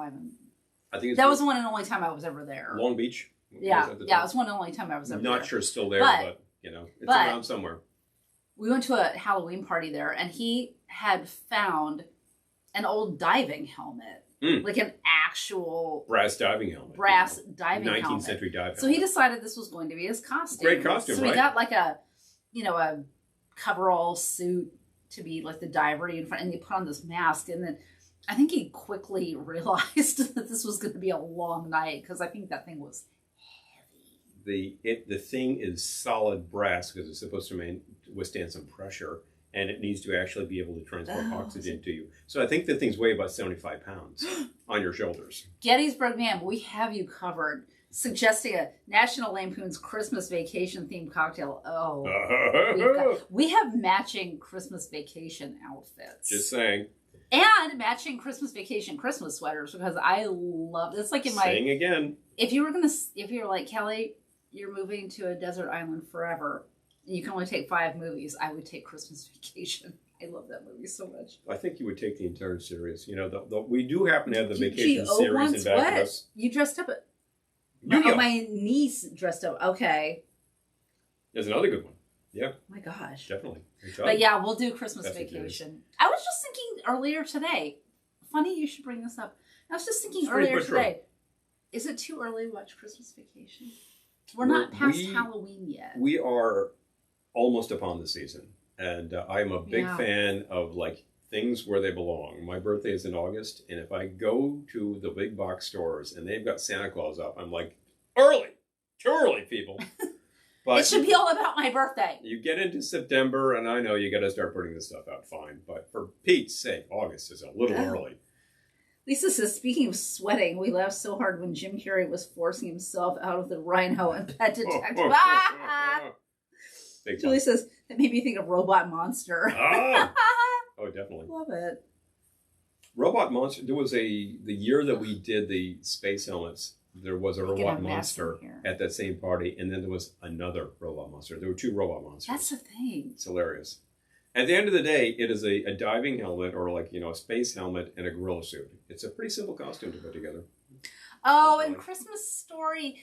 Have you seen our video? We actually shot a video at the Christmas Story house in Cleveland. This is 4 years ago. We took a trip. Yeah. We went through Pittsburgh, shot some video. We went through Cleveland, shot some video. We went through Akron, shot some video. The people at the Christmas Story house were wonderful to us. So fantastically accommodating. Yeah. Everywhere we went and everywhere we shot, people were just great. We hooked up with Lucky in Pittsburgh. Lucky the pain-proof man. He was also a bartender and barkeep, and he was just like, here, try this, it's such a fun place that he had. Oh my gosh, yeah. Tiki Underground in Akron, I think, had just recently opened, and this was so much fun. there. You know, they really it's just like red carpet treatment. Fantastic people. We were just there in May, went out there because this was one of the first events that opened up after all of this business. And they did their flea market. And I'm just having some bubbles with some cocoa bitters. That sounds like an excellent idea. I should follow your lead. We're just saying Holiday Road. We should. Oh. I need to get the keyboard. We should do Holiday Road. Holiday Road. Copyright infringement. But Errol's family can quote Christmas Vacation. Oh, so can we. we need to get with them. Save me the neck, Clark. I will, Eddie. His brother Brian is cousin Eddie. Oh my gosh. Eddie? You know? Well, I just want to make it a surprise, Clark. I woke up tomorrow morning with my head sewn to the carpet. I wouldn't be more surprised than I am right now. It has become one of the holiday classics. To some inexplicably, but I don't think it's that inexplicable. People live this. These are real characters. This is real experiences. Yeah. The scene where, like, you know, she's chopping some cabbage there and like, you know, lights up and it's like, are you smoking again? No! You know, whack. Of course she is. It's a head of lettuce. Can't take it. Anyway, so. The head of lettuce. Head of lettuce. That's a great character name. Well, we know head of lettuce. But it's like that, like so many different scenarios, the lighting of the house. Ugh. It's just amazing. Hold on. Hilarious. You just swept us away. What the heck? Here we are again. I'm trying to get the grit off the computer. I just lost the broadcast. Did you drop some grit on the computer? It's a little sticky. Slightly sticky. A little sticky. Yep, slightly sticky. But yeah, no, an absolute classic. Another one that I really should have picked this up when I saw it. Oh, see, Gettysburg Ma'am says, I quote Christmas Vacation and Christmas Story way too much in everyday life. We're kindred spirits who have found each other. I'll just put it that way. I'm just going to say that how many times have you actually like bothered to follow instructions and you finish something and all it is just something to get you to go to a website and buy stuff and you're like, a crummy commercial? That happened to his mother. Yeah. Son of a bitch. When she was a little girl. Yeah. The whole thing with the little Orphan Annie. She listened to Orphan Annie. She drank her damn Ovaltine. And I remember her talking about the movie. She's like, oh, yeah, geez, you get the decoder thing and you solved it. And it's just like, you need to have more Ovaltine. This is it was all it ever was, you know? A crummy commercial? It's hilarious. But Gene Shepard is hilarious. If you haven't actually experienced anything else from him, he did a whole series of articles for Playboy, upon which Christmas Story that comes from those articles. Yeah. I actually read the article that Christmas Story was based on. There's a great collection of his work called In God We Trust, All Others Pay Cash, which has a few different stories that are the basis for that and a lot of stuff. And it's just, you know, a lot of stories about him growing up in the Midwest. Home in Indiana is fictitious, but it's an awful lot like a lot of places out there.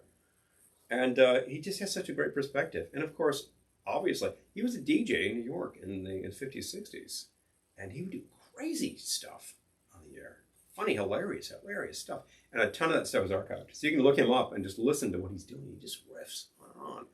He was great friends with Shel Silverstein and all of these people. So it's just, and Playboy was a natural for him because it was just that aesthetic, you know. It's a crummy commercial. A little after hours, a little jazz, you know.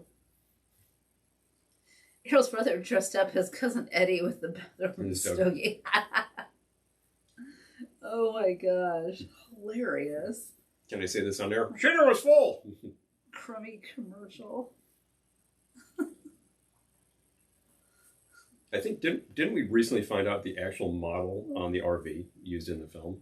You know, which is, you know, 10 Men on Wheels. Oh! Eric's saying a couple of years ago, this place downtown that does improv shows actually had a leg lamp display in their window. It's actually up in the attic right now. We have a small one. Yeah, we have the desktop Well, size. we have a leg lamp night light in the bathroom. We do have that. And luckily that actually has a LED light, so I don't have to worry about that. Gettysburg Ma'am says, let me just say, I buy Ovaltine a lot, and I drink it while doing crosswords in the bathroom. Perfect. Hilarious. We got our leg lamp, the one that's about this tall, after Christmas one year, and I happened to have like a gift card from work. So we got that for a very good price, as a matter of fact. It was really well marked down. And if you have one of these things, my advice is when the lamp inside the light burns out, that's like a night light bulb. Replace it with an LED because it's a real pain to get those things apart. They don't want you to replace the lights in those. It's just about that time of year. It is. We used to have it up all year round. Yeah. But then we remodeled. Modeling's happened. This color is recent to this house. This is this year. We used to be very much darker, and I do happen to love this color. And the fact is, the color is based on the colors in this. Can't see it. Ice bucket. Yes. There we go. Which is fantastic. We painted this living room. We did all of this based on the colors in that ice bucket. Yep. All kinds of fantastic. I'm following your lead, and I'm just going to have some bubbles with some bitters. Bubbles and bitters. You'll take straight sex. Sorry. Champagne. Mm-hmm. Now I'm quoting Tootsie. It's like people are like, what? Yeah, Tootsie. She's quoting Tootsie. Straight sex. Yeah. George character. Yes. It's a great. We just watched Tootsie again great the thing. other night. And I've actually seen the script for Tootsie. A lot of that was improv. Oh yeah. Hell of a lot. The bones of the script are good, but letting people just go to town on that was excellent. Oh, Lisa says, careful with that leg lamp. It's fragile. Oh, it must be Italian. No, I think it says fragile. I think that says fragile, dear. When you go to the house, now a museum, right? You can stay there. You can stay there. There's a great story about how they picked up the house, and there's a great story about how the house was originally chosen to be in the movie. And the bit where they've got the crate that comes in the house, your guide will point out that if you take a careful look in the movie, there's a bit where the fragile is kind of chopped off. It's because the crate didn't fit through the door. So once they realized this, they had to take the crate and all the grips had to go and chop it down to make it fit through the door. And suddenly you lost like the E on fragile. So when they're holding it outside the house, it says fragile, and inside it says fragile without the E. The props? Yeah. The props are set. Somebody took care of this. I don't know who it was, but yes. So that's hilarious, The set, the location for that is in fact in Cleveland, and that's where the house is. Oh my gosh, that's hilarious. Gettysburg Maps says, this year for our holiday party, my take-home gift is going to be Lifebuoy soap hard candies. The gag. Oh my God, that's great. The gag with Lifebuoy as a wash your mouth out soap is absolutely true, because Lifebuoy was designed to be an antiseptic soap, and it's got like carbonic acid or something. If you ever find an actual bar of it these days, it smells horrible. It's like, you don't want that in your mouth. You'll stop cursing in 10 seconds, my friend. Yeah, we found it. I mean, they sell it at Vermont Country Store. Yeah. But we didn't buy any for some reason. Inexplicable reason. I saw it. I just had to take a sniff. I'm like, oh God, it's really horrible. But the funny thing is, when we were at Christmas Story House, you can go on in the rooms and sit on the bed and sit on the sofa and whatnot. But they had Lifebuoy in the bathroom, and they're like, you can pick it up, but please don't put it in your mouth. And of course, like everyone on this tour was like, putting it in their mouth. So yeah, if you go to Christmas Story House, I would take your own bar of Lifebuoy if you want to do that photo. Hi, Andrew. Good to see you. Yeah, it was, I highly recommend it. And I don't know if you can stay there now, but you could. I wonder if they're open again after the pandemic. Let's find out.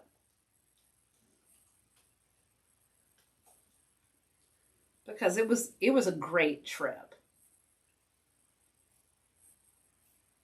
See what looks like you can book rooms. So, it's open year round, which it looks like they're fully open. So if you can get to Cleveland, you definitely need to do that. And then you could swing by Tiki Underground in Akron after. Now I want to go back. Simon Ice cans with mixed nuts. That's I love this idea. Lisa says that her Lifebuoy has a more soothing flavor. Oh, man.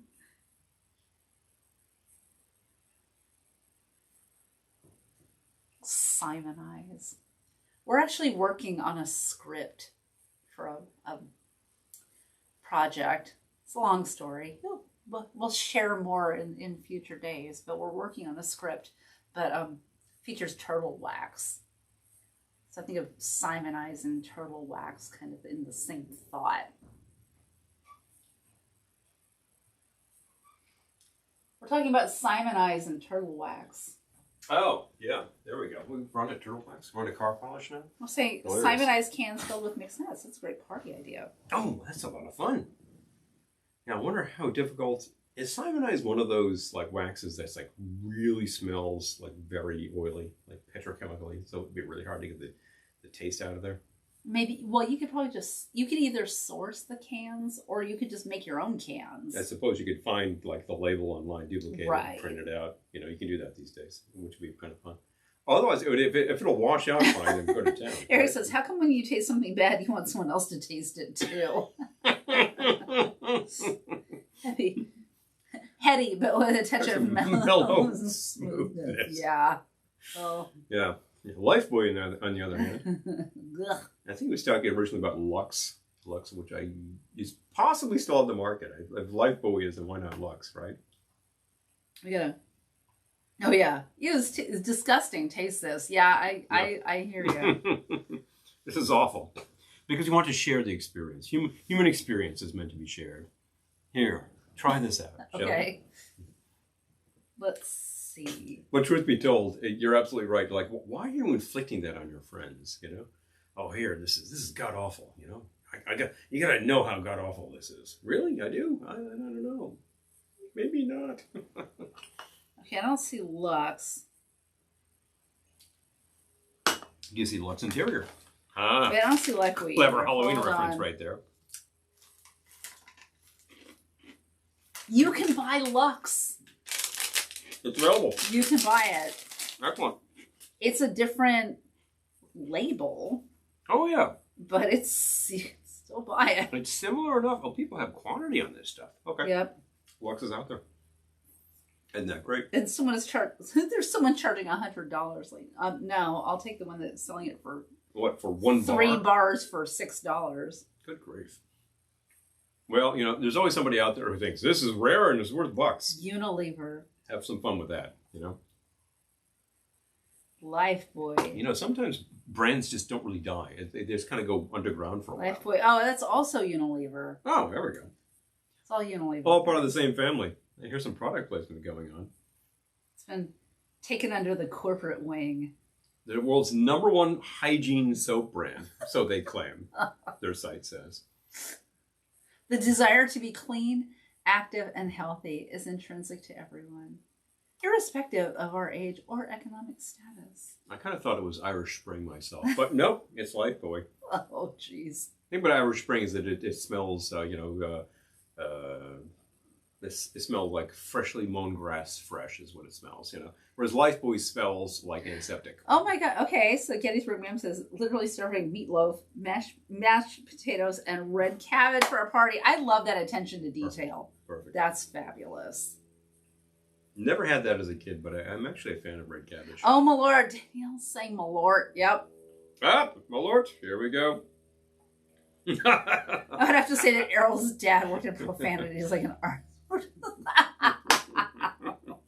It was his true medium.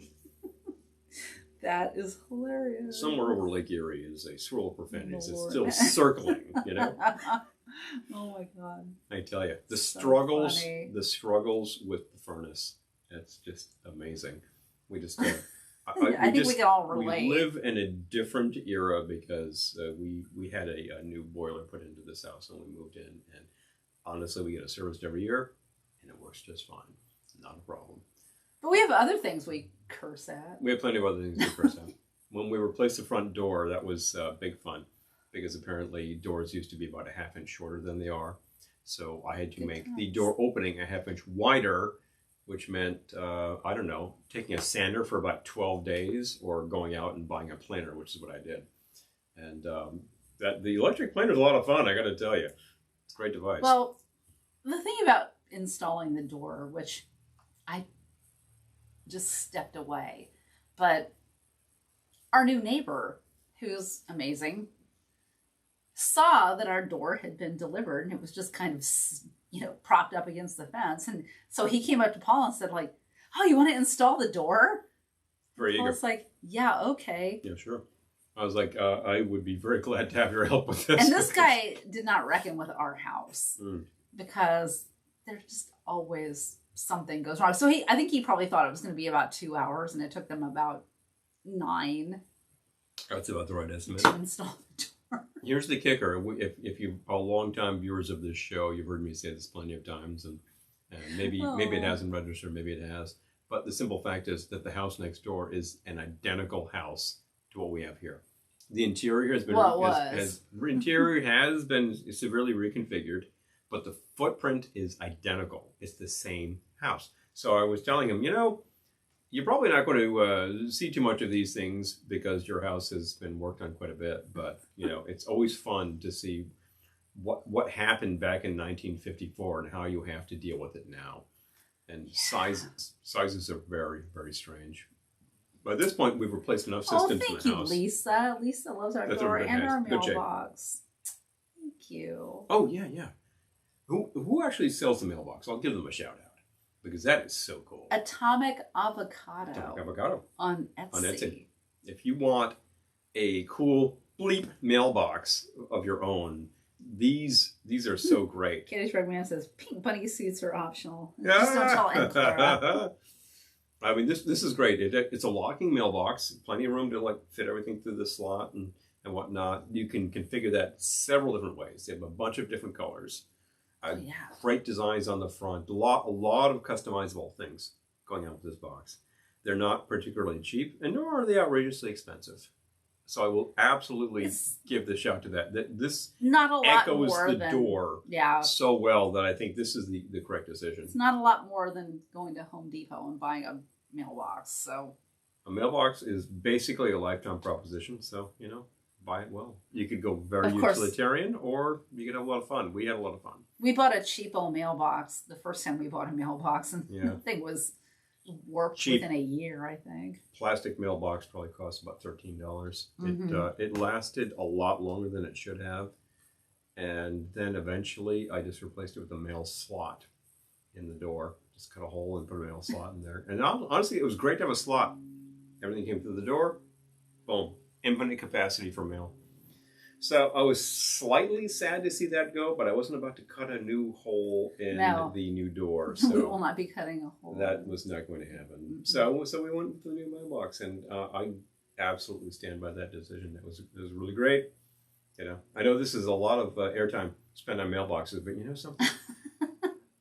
something. You never know what we'll talk about here. Something that cool. I gotta grab the pumpkin. You really gotta actually give a shout out to. So I will do so. The manufacturer of our door. I completely forget. I want to say I could find out if anyone's interested. Okay. I could. The door.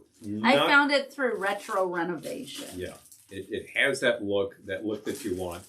Not particularly cheap. Candy. I want candy. However, once again, it's a lifetime proposition. So if you're going to do it, you do it, and away you go. And honestly, we could have bought something for less in other locations, and it would have been just as much of a pain in the keister to install in the footprint that we had.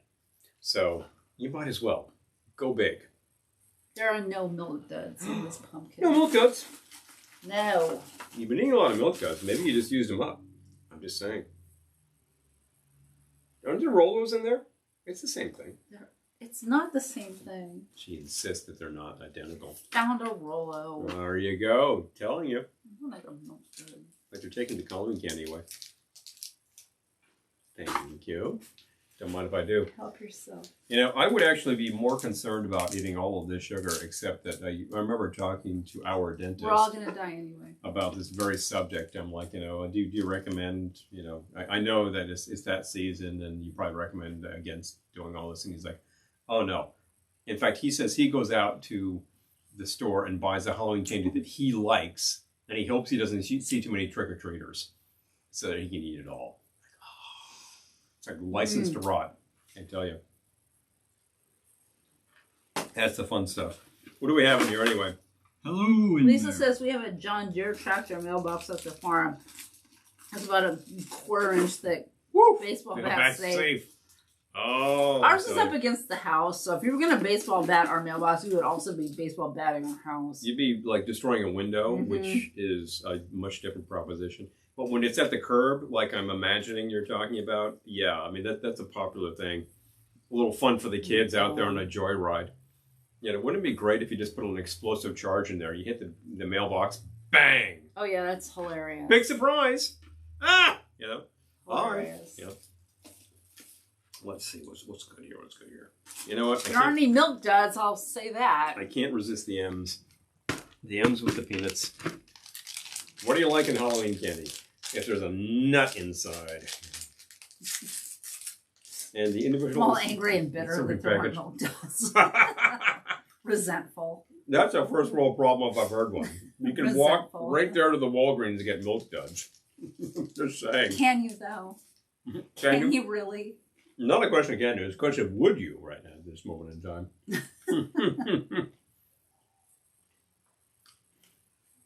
And we have been talking about all of these things. We've been all over the place. We're already on to Christmas, but it's still Halloween season.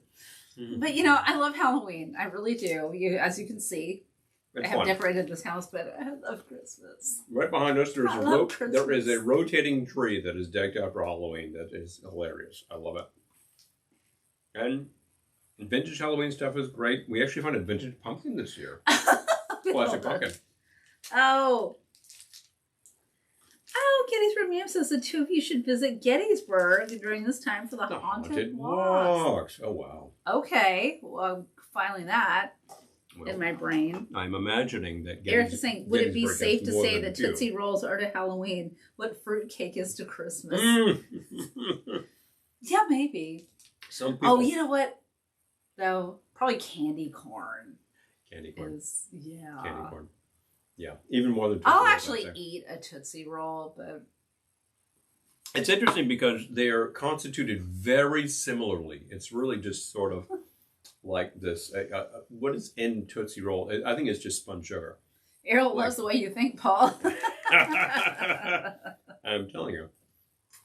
But candy corn is one of those things which is produced in quantity every year, and you think, who likes this stuff anyway? I kind of like candy corn. It just makes me think of Lewis Black. Yeah.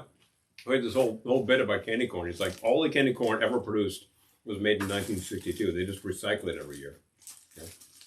They pick it up and they put it back in the bag. They wash it. They wash it. Absolutely hilarious. All right. Whoppers this time. Ah, Whoppers. I was going to have another Rolo, but... You went for the malted milk. Now that there are no milk duds left. Because someone inexplicably ate them all. 8 old milk duds. Who could that possibly have been? I don't know. By the way, who actually, what candy manufacturer names their product Dud? Apparently M&M Mars. So. Okay. But all the classics, all the classics. I love this season. I love the fact that everything comes out. We've been watching terrible movies all month, and we're going to continue doing so. We'll watch something later tonight. I'm going to say, I plan to after this. It sounds like an excellent idea. And like horrible TV episodes. I mean, all of this stuff that is very suitable for it. You can take yourself back to the cabinet of Dr. Caligari. You can take yourself to Chip's Rock Devil Rock. I don't care. It all works. I feel like we need to put Rock Devil Rock back on. Oh, okay, so... in our last live video, we were talking about how our DVD lost all the color. He hooked up a different player, and now we can suddenly see color again in our DVDs. So it was the player's fault, not the actual DVDs. But... so all of you electronics technicians will say, well, I guess that your red gun failed. Yeah, well, that's a very dated reference. Saying, yes, the downtown has wonderful guided, haunted candlelight tours of the Civil War era homes. The soldiers died, including battlefield haunted walks. Wow. Oh, pardon me. Yep. Yeah. Here it says, there was a time I was all about candy corn. I think I grew an aversion to them now. His mom liked them. Yeah, she liked candy corn. Mm-hmm. I think a little candy corn goes a long way. That's diplomatic. And here's the funny part. Of course, the manufacturers of candy corn, and I believe Brock's is the major one in the States right now, have come up with a lot of variations. You've got mellow cream pumpkins. You've got the pumpkins that taste like candy apples. And of course, you have the full 15-course Thanksgiving meal candy corn. As a matter of fact, we still happen to have some of that. Lisa's asking about, how about Sugar Daddy? Oh, Sugar Daddy. I haven't seen Sugar Daddy lately. It's around. I don't think they've retired the name. I wonder if... I know that, like, one says that term and it sounds really delicious. It sounds like you can't say that on the air. Julie says, I saw a video of Funny Signs. Is a cow that can't give milk a milk dud or an utter failure? That's terrible. Well, that's so hilarious. I think we're going to grab some candy corn with when we talk about candy corn. Oh, no. The only candy corn we have is the Thanksgiving candy corn. Okay, I gotta look this up. Sugar Daddy. Oh my God. Okay, so when I search on Sugar Daddy, the first thing that comes up is seekingarrangement.com.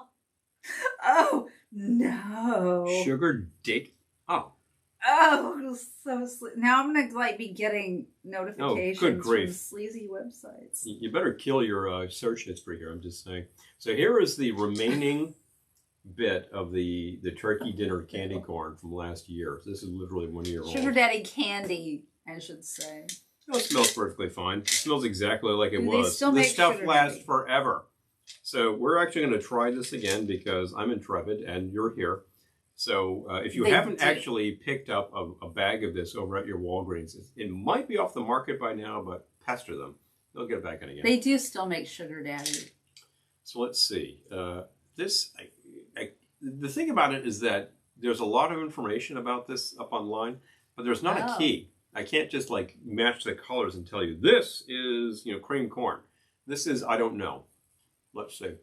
I remember this one was green bean, the green one. Yeah. Green bean is actually pretty good. They did have them this year. You saw them. Oh, I saw them and they disappeared fast. I didn't need to grab it because we still had it from last year. It's in an airtight container. It's fine. Yeah, it's inert. Kind of tastes like cinnamon. It's bizarre. There's no cinnamon in here. Oh, the red ones were good. That was the cranberry sauce. The cranberry sauce ones were actually the best of the lot. All right. But the green were good. Let's see. Okay, Eric's seen Sugar Babies. Okay. Okay. Sugar Daddy and Sugar Babies. Sugar Babies are a great way to rot your teeth because, boy, do they stick. Lisa, we do still have it because this one never throws anything away. Yeah, it's... Yeah. I feel like it's mellowed. Interesting. The bean is good. The green bean wasn't bad. Green bean is good. This one, I believe, is like either yam or pumpkin pie. One of those things. Let's see here. It's some kind of tuber. Actually. Some kind of tuber. What kind of tuber?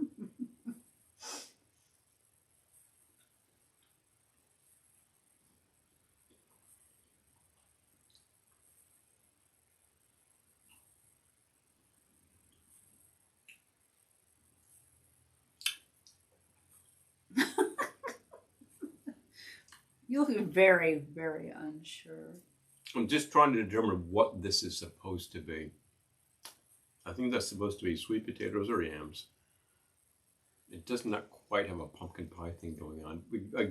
You're imagining to yourself that's not that much different from what you're tasting. Yeah, true. All right, let me clear the palate. Yeah, cleanse the palate. This is different. This, I think that brownness on this is gravy. The brownness. Which would make this mashed potatoes. I'm trying a brown one. This would make this mashed potatoes. Let's see. Oh, yeah. Oh, my gosh. Yeah. Catherine Ram says, my favorite Christmas candy lately has been those chewy taffy. This is disgusting. Those chewy taffy mints with the Christmas tree in the center. I've seen those. I haven't had it. That was awful. That tasted like gasoline. Like, no, I'm not eating that. I'm eating it, and yeah, she's more or less correct. Here, you can finish this one. I'm not going to finish that. I eat mine. No. Got to cleanse the palate over here. I need more bubbles. I do as well. I will put these down for the moment. Ugh. And we'll That continue was with bad. those. The first one was good. The Momentarily. green bean one was good. The cranberry sauce one was good, and that brown one was nasty. This one is supposed to be the mashed potatoes with the gravy. Ugh. I tell you, they really, I don't know what they put in there to make gravy. And maybe I don't want to know. Well, of course, we're familiar all with the Jones Soda Company, which several years back came up with an entire Thanksgiving dinner in sodas. Oh, yeah. Yep. Let me finish you here. Fill me up, Buttercup. Chop it up. That's Thank that you. for the bubbles. We have finished. All right. How does that even happen? Need bitters. I'm going to go with the straight up Angostura. I'll take some. If you would like some of that, we'll be glad Thank to you. hit ya with a little. How does There that we even go. happen? And we'll continue with the whole journey for Thanksgiving because we're almost upon it. I will give thanks. Well, I'll give Halloween its due because we're not there yet. And however, we have a whole Halloween broadcast happening on Thursday, so check it Wednesday. out, folks. Wednesday. Used to be Thursday. Wednesday. 8 p.m. Eastern time. It's still daylight time, but after Halloween itself, it's going to go back. I'm making awkward faces, but I've got candy corn stuck in my teeth. Yeah, horrible tasting candy corn. There we go. No, So the let's horrible see. tasting one is not stuck in my teeth because I got it out in time. I just had that. I'm not having it again. I can't figure out which one of these is supposed to be turkey itself.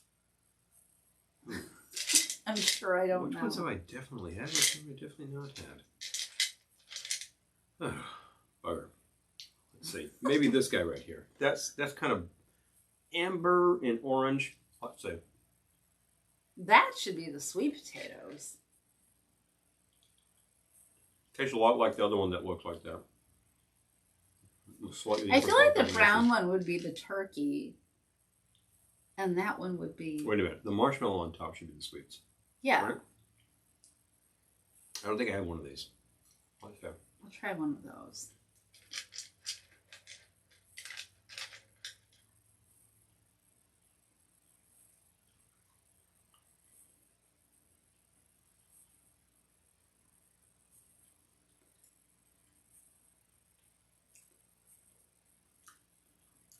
The marshmallow I think on that's... top does have a good vanilla hit.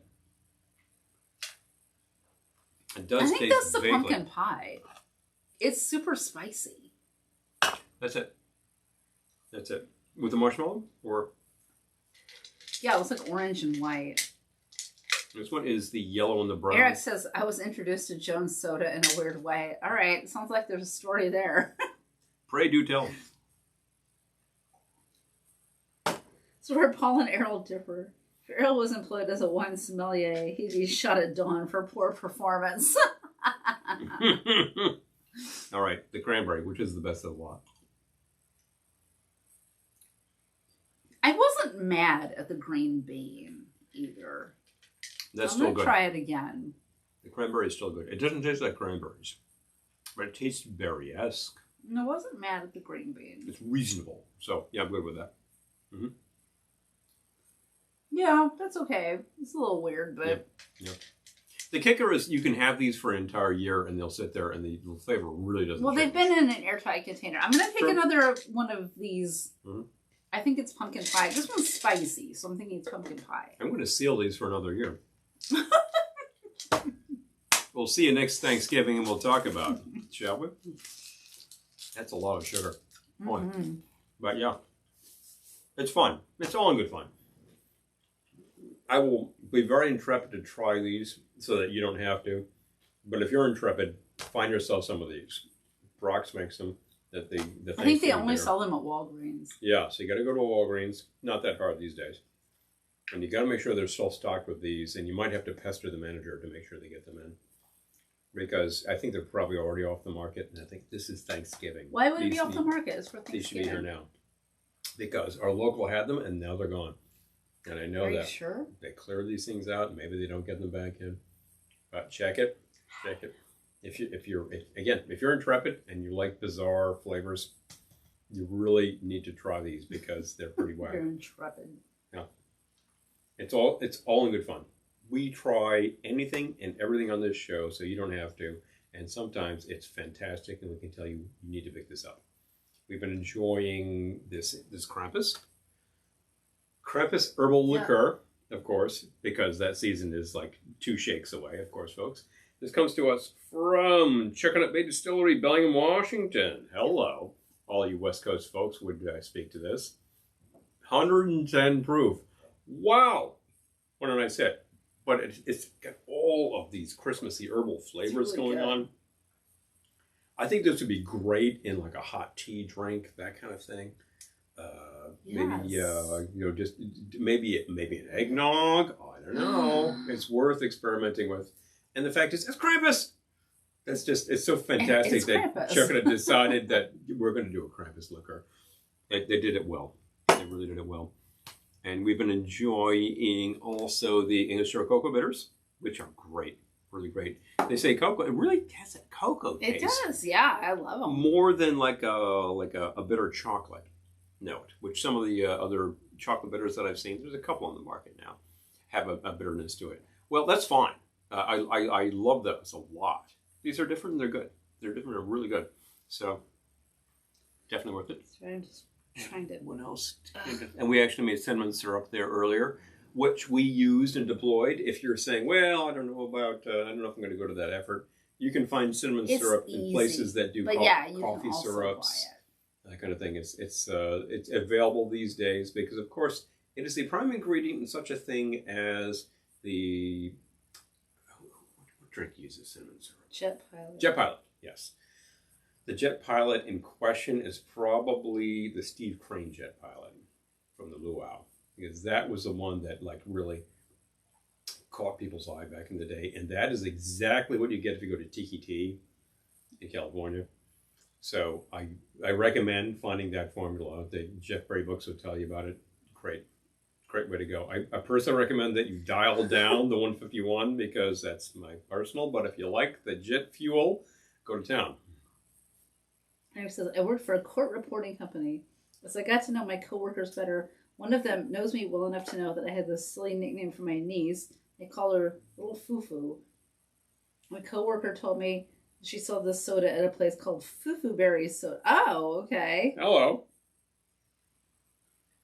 Fufu Berry juice. Aw, I love that. Well, as a soda pop, then she'd be glad to try that. Exactly. When the stuff that we do here, kid, yep. I'll see you in about 15 years. All right, it's probably time, isn't it? Well, it's about that time, I guess. That time. We've bent these people's ears for a while. A couple of hours. Yeah, good stuff. We got some great drinks in, all champagne based, which I'm happy with. It's all fairly light. And it is still the afternoon. It's a session drink. You know. And I think that you can go very far with bubbly drinks because you don't put that much into them. You don't put like an entire martini inside of a bubbly drink and say, oh, there we go. Well, that's 2 drinks in one. You just make it kind of light. That would be awful. Kind of light and kind of easygoing, and you can converse and have another glass and be pretty happy with it. All sorts of bubbles are great out there. We're very fond of Prosecco. Some people here have noted that they are like more fun of Prosecco than other things. It was a hit. Well, that's great. Excellent. I love that. Excellent. Jones is just one of those funny soda companies that just keeps experimenting. It's like a lot of these small beer companies are doing funny things, and they just keep trying different things. And I love the spirit of experimentation. I'm glad that all of them can do it. When we did, speaking of which, the Tiki Underground in Akron in May, they partnered with a local beer company from Akron. Block 15. Block 15 actually has been doing specialty brews for special events. Like we made 5 barrels of beer, 5 kegs of beer. It's probably more like the half keg size. 5 kegs of beer for your event that are unique to your event. It's fantastic. That's great. You can do like a specialty, an autographed Lisa. beer that is like exactly that. Oh, thank you so much. We love you guys. We'll try to get our costume together for Wednesday. We'll see what we can do. Yeah. These things have a way of blowing up in your face, but if we Yeah. can work it out, it'll be hilarious. Yeah. We'll try. We'll these definitely things. try. But that was fantastic to have like a beer made for a special event. Literally, this is the only place that occurred. It was really good too. So. I love Eric that is story. asking about the watch party. Yes, we suddenly got slammed this week professionally, which is great, and I am not complaining. But yeah, watch party. We'll focus on that this week. So yes, it is still a thing. I will speak to this. Well, we got employed. You have actually been working a fair amount of background work recently, and you managed to get a few days this week, and I managed to get a few days this week because I was kind of asked to be the second party of that. So there I am on a film set. It was very well run. It's very cool. I can't say too much about it, but eventually we'll be able to hip you to the finished product, and I think it'll be entertaining from what I was seeing. Oh yeah, no, I think you guys will love it. Yeah, it's a fun subject. So good stuff. I mean, you never know when suddenly you're there in front of a camera. I've spent a lot of my time behind a camera, so exactly that sort of thing happens. However, for a Hi, Doug. Hey. Aww. Well, it's true. Absolutely. Doug is slightly late to this party, but we do have we have more candy Thanksgiving corn candy corn over here. And there's still more of it. I think that this will stay. We will never run down below this line. It's like no matter how much we eat, I bet we will. It will always be this high. It's one of those things. I bet we will. And the ones that are really terrible will be the last ones to leave. I feel like maybe, watch party. I was thinking we should do a watch party for Halloween, but maybe we should do like a Christmas vacation watch party. We're very close to the appropriate time for that in mere days. It's time to start watching Christmas stuff. Thinking about that. So, I know that this is the big triumvirate right here. This is kind of like the high holidays for the nation is Thanksgiving, is Halloween, Thanksgiving, Christmas, and once you start that season, it just starts motoring on. Yep, it goes so fast. So we're trying to enjoy it while we can in our little home. I'm glad you could join us in our little home. I know. I hope you make your home as much fun because you deserve it. Your place should be just fantastic. Hi, Devin. Hey. Aw, just got up. Good morning. I've been reading your book, Devin. Yes. Love it. Reading your book on set, Hey. as a matter of fact. Oh, Eric, I'm glad. And again, our condolences. I hear what you're saying, and unfortunate events happen because that's life. Well, wish we could make it otherwise. I know. But what we can actually do is show you a little something fun, and I'm glad it helped. Well, we try. I'm glad it helped. Maybe we gave some good ideas. But anyway, yeah, we will see you on. Oh, yeah, you can definitely still connect with people. Always. Absolutely. Vintage candy corn. Vintage candy corn. Well, this is vintage 2020, so I got to say, I could throw some food grade shellac on there, and it would preserve it for another year. Delicious. I think it's pre-shellacked. Maybe I need to throw about 6 ounces of 151 in there to preserve it, because that would. You need something to kill all the rest of that story. Prick it out 20 years later for company. Oh, boy. In high school, I knew a guy whose father, I forget what the hell his job was. Yeah. Eric says, I smell a drinking game with that. Yeah. Well, it is a dare. I'm just saying. I knew a guy in high school. I was in band, right? And a guy in the band, his father, part of his job description was cleaning out old fallout shelters. This is early 80s. And there's a Tiki Bob mug on Odd Couple. Do you see that? I'll see it in a We second. have Odd Couple on, and there's a Tiki Bob mug in the background. Interesting. I'll see it in a second. So I don't know what this guy was doing, but part of it was clearing out old bomb shelters. In the early 80s, a lot of these were being decommissioned because they were not that pointful anymore. There was a Tiki Bob mug. I just saw that. That's amazing. Wow. Freaking Tiki Bob mug on Odd Couple. I bet it says Hawaii Connie in the back of it, right? That would be appropriate. Probably says Tiki Bob. But anyway. Go on. So his father was doing this, and one of the things they discovered was one of the products that was stored in fallout shelters at the time was large, like olive drab tins of Starlight mints. And he's like, Starlight mints are perpetual. They do not decay because they're just sugar.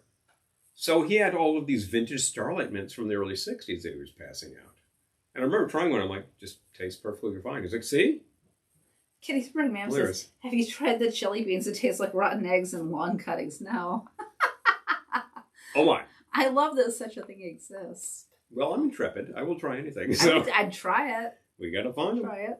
You know, Jelly Bellies has spent a long time coming up with bizarre flavors, folks. So bet they're out there. And then, of course, Shuba Shuba is going to make that into a lollipop. Bang. So again, we're so glad you could join us here for a couple hours on a Sunday. A little bit of brunch action. So much fun. Oh, we were enjoying ourselves with some monstrous cereal. Doug says, I know a little trick with lantern mantles and old smoke detectors that will preserve that candy corn. I think we're talking radioactive materials. Yay! Americium 252. Now we're about to pop in Dr. Strangelove. Oh boy. Oh, all right. Okay. Anyway, all right. make fun. Time to wrap this up. Down. Got to get on with the days. Thank you so much for joining us. We will see you all a lot sooner than usual because it's going to be Wednesday, 8 o'clock Eastern Daylight Time. Yes. We're still in daylight time, and we'll have a little fun going on. We're continuing the whole Halloween episodes because we've got that going on. I don't know what we'll do for drinks, but we'll dig up something fun, something monstrous. Scrape together or something. I keep looking into bar guides to find something called Vampire's Blood, and maybe I just need to do that myself. Could be fun. Could be a lot of fun, as a matter of fact. Whatever you're doing for the season, I say do more of it because this is the fun part of the fun part. Yes. And if you get kids around the neighborhood who come around for the treats in 1 week's time, a mere 1 week's time. Oh yeah, it is. I bet you're going to give them something fun. You know, if you do any of that projections on the house and stuff, oh, that's all hilarious. I love that. So do it big. The kids deserve a good show. When I was that age, I thought it was great, and I like to give back. So. Oh, Lisa, we love you too. Oh, please. Of course, kids come into the front of our house is our tiki room. Kids walk up, they're like, I love your house. They're like, this is so cool. They're like, I love your decorations. I'm like, it's like that all year. But anyway. It's always like that, kid. But come to the even at the bar. So, as always, wherever you go, whatever you do, take care of yourself, enjoy yourself. And I hope that we help to lighten the load because we're just here for entertainment purposes, folks. We didn't say anything at all about Feeding America. We're actually doing I'll share the link. We'll talk about it on Wednesday. We'll talk about it Wednesday. We were inspired to do that again this year. We've been talking about abundance. We talk about charcuterie. I love it. Yep, we're gonna do that. Love to help out with that sort of thing. So check that out if you'd like to donate to our Feeding America drive. We are doing it. This will actually net you, if you donate, a custom drink on your specifications. So we'll do that. That's still happening. And I love the reintroduction of the term charcuterie because that's great. I got to go out and find some really great dry sausage and stuff. Mwah! There you go. I think we need some more Calvados because we're totally out. Okay, folks. Thanks for joining us on a Sunday. Yeah. Unusual day. We will see you on Wednesday.